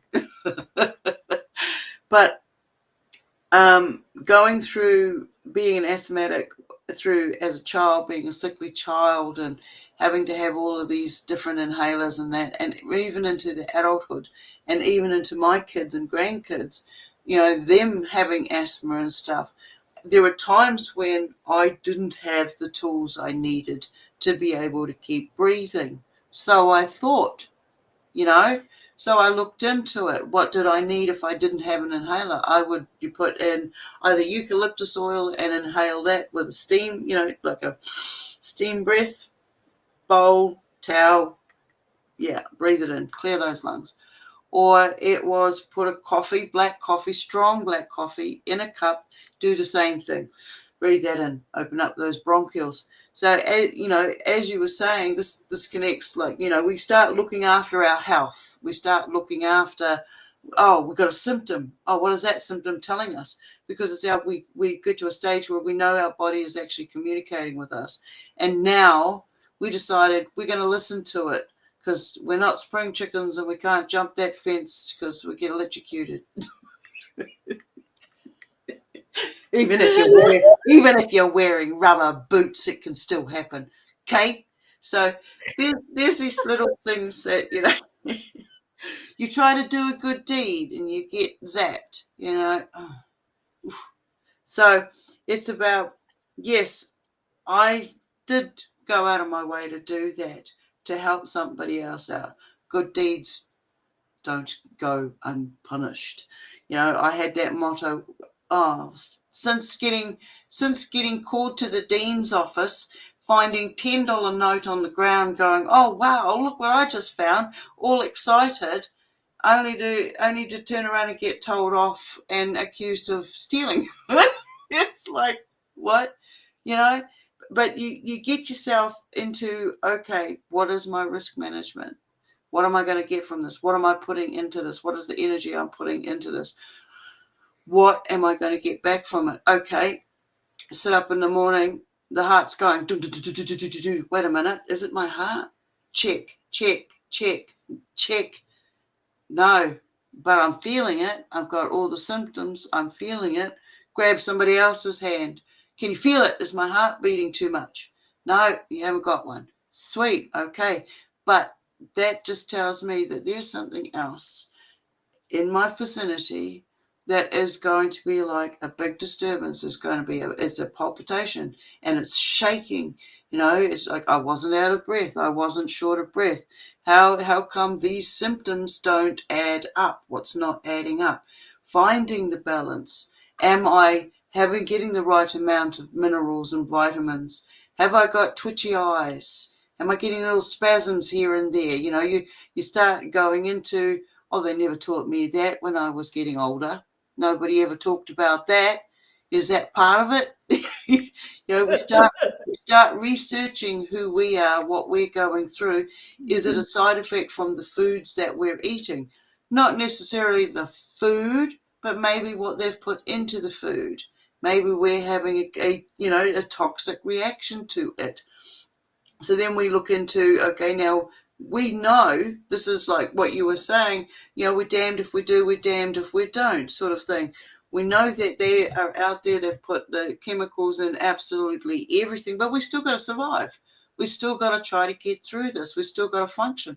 So that means we've got to go, okay, well, if I put myself in a situation where the worst scenario, the worst outcome, and that's not going to happen, so therefore I've already won. I've already beaten the emotions that are going to tell me, okay, that's it, it's all done, it's all over, you don't need to be here anymore, to total rage, total berserker off the planet.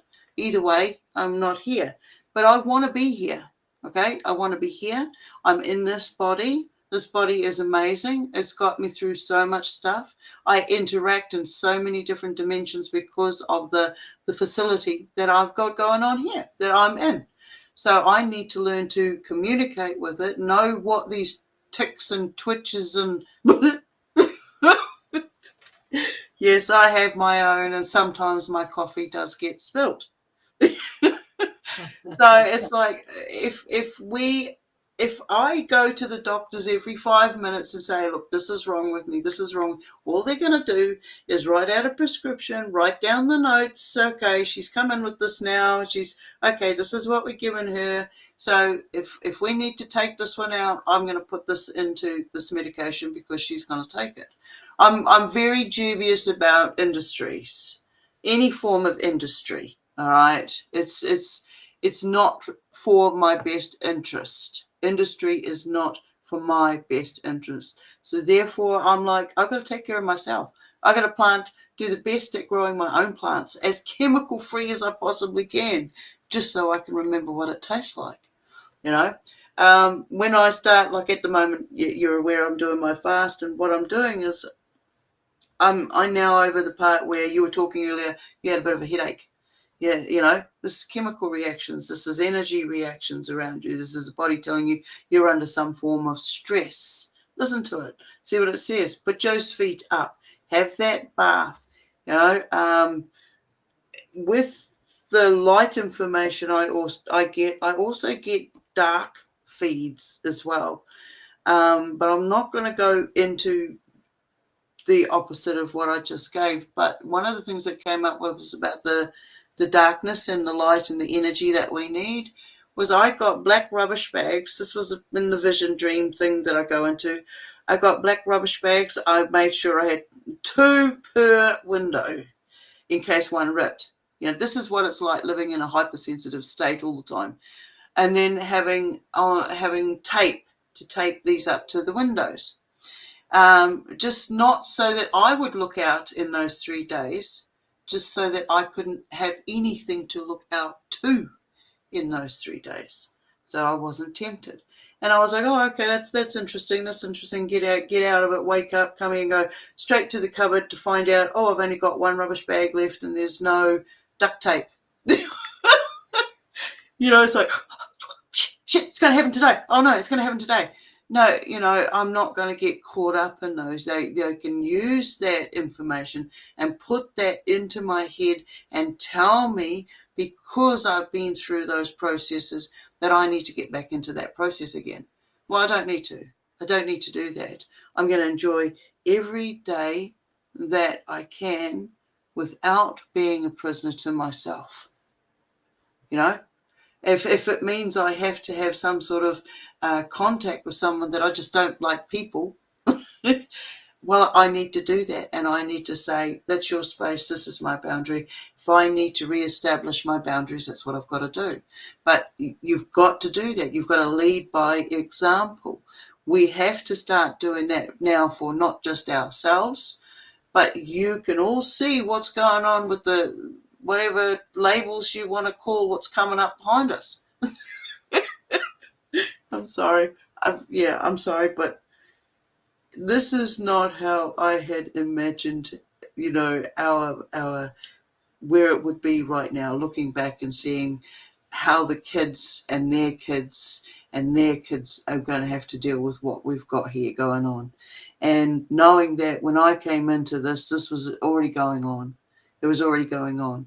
So for us to be the generation that breaks those old spells that were out there, the old programming that was out there, this is what I'm doing, for whatever ancestral trails and imprints and stuff that go on, repeated patterns. If I have to be that chain in the link that messes it all up, well, I'll take accountability for that. And this is where it's come down to. All these years of all the same sort of material, and it doesn't matter what's going to happen tomorrow. It doesn't matter about the space turds. None of this even matters. What needs to matter is what you do every day. That is what is important. You count, because without you, none of this other stuff is even worth a perception.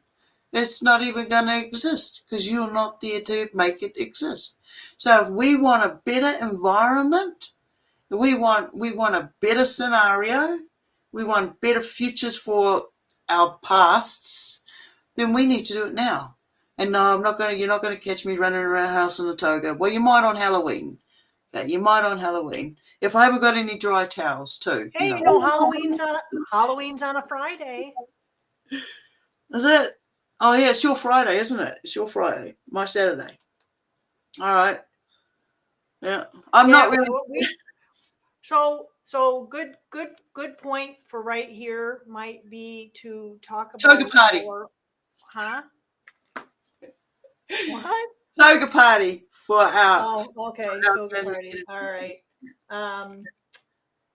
Because we've had a time change, and Stone since we started this was 16 hours ahead of Eastern Standard Time in the U.S. So what we're at right now is she's now 17 hours ahead, which is why we started at 6 instead of 8 p.m. So tomorrow, well, this weekend for us, we do the daylight savings, and so now we're going to be 18 hours difference. So we're going to have to she and I are going to have to talk about what we're going to do about that. I will be in my car driving home from work Friday night if we were to start at that same time as we had in previously, and it's just not going to happen. And starting later for Stone interferes with her Saturday. So we have to be careful, Sugar, because we're just loopsy doodle enough to make it work and make it happen. All right. Just saying. Might not be on that Friday night for us here, but we might have to do it like November 1st, which is fine because what is that? All Saints Day. Hey, look, I'm not worried what day we dress up in blimmin' costume, okay? If we say we're going to do it, we're going to do it, all right? That's what matters to me. Yeah. So I guess that it would be for you, it would be November 2nd. It would have to be for me November 1st. And we can start at whatever time you wanted because it's a Saturday and it's an evening and or afternoon, whatever. So we could do something 5 p.m. My time, I will. 9, no, it would be 6. We'll have to. It would be 6 p.m. Okay, We'll work it out. I mean, because when I get home at 5:30, and I don't think I can race to the computer and everything to be here and ready to go at 6:30. Because we usually sit here and for at least a half an hour. Yeah. Beforehand, so we're gonna work that out. It's either gonna be Friday night Eastern Standard, 6 p.m., or it's gonna have to be sometime on that following for Saturday, which would be your time. It's going to be noon. Oh, we'll work it out. We'll work it out. We'll work it out. We'll try to do a poster at least a day or so in advance. We got to kind of work that out a little bit, just so we can have something to look forward to because it's going to be shitty. All right. Yeah, absolutely. We can make it fun no matter what we do. Okay. We can all bring a little bit of something to. What did you bring to the party? I brought a little good memory. There we go. So what did you bring to the party? My presence. Okay. That's all you got to do. What presents did you bring? Myself. Sweet. What food did you stuff? Food I can eat. You both do it. For food I can eat, that sort of thing. So yeah, we can make it happen. All right, are we going to wind this up now? And because we've been going for a couple of hours, and we can kind of like wrap it up and kind of hash out a few things in the green room, as it were, and Yeah. Yeah. So I'd like Need to have- just say thank you to everybody who's come along again and supported us, helping this happen. I do a group on my Thursday, your Wednesdays. I will post that in the links on our YouTube channels because I haven't figured out how to do it in here yet. I did, but then I just ended up with stars all over my face, and I just can't be seen like that. You know that. And so I'll put that in the room. I'm also going to open it up at some stage and do a live roundtable. So if you would like to participate in that and feel you have some relevant stories to share, some adventures to scare, come along, put your hands up, send us a message. And yes, I think next week or the week after we'll be doing some readings as well. So thank you everybody for coming along. Thank you Auric Vibe 1111 for another great day. Now, anything you'd like to end with? Yep. I'm going to just go ahead and post what I got on my side of the world and whatever our standard links and whatnot. I wish I could participate in groups, but this is all about survival at this point for me. And just hanging on for the ride. Yeah, thanks for stopping by, all you guys. It's always a blast with people coming by and ringing up that chat, baby. But this is something to keep in mind too. So Stone, you and I have done things in the past off the fly, off the cuff. Because there was one night I got home from work and it was in the middle of the week and you're going, "Meh," something had happened. And it's like, okay, well, let's record this. And we did. And with chocolate? Are you kidding? That's awesome. That's a great idea. Chocolate! Chocolate! Give me some chocolate! Dark chocolate. I'm up for dark chocolate. I'm not a sweets person. I don't do cakes and pies and all that kind of madness. I'll do the chocolate, man. If it's good chocolate. But anyway, that's a good squirrel derailment there, chocolate. But yeah, we have done things off the fly. So make sure that you click as many notification buttons as you can because I feel like that this is something that may actually start to manifest a little bit more. It's like, hey, this happened. I need to, and I've recorded a lot of things, but haven't posted them. Yeah. I'll come home from work and I'll get like this huge, and it feels like passion. I don't call it a download. It's like this passion comes through and I'll dictate into something or I'll just turn the camera on and I'll do cards or whatever. So this is the kind of spontaneity I think that we all need to have. So click that notifications button because you never know what's going to happen. Yeah. All right then. Thank you everybody. And we will see you again. Watch out for notifications, support us, and all that jazz. And be nice to yourself. Okay? Be nice to yourself. Go and give yourself a smile in the mirror. That's what you're going to do. So thank you again, and I'll see you guys around on the circuit. Right. See you on the flip side. Pushing that button. Here we go. Anything could happen.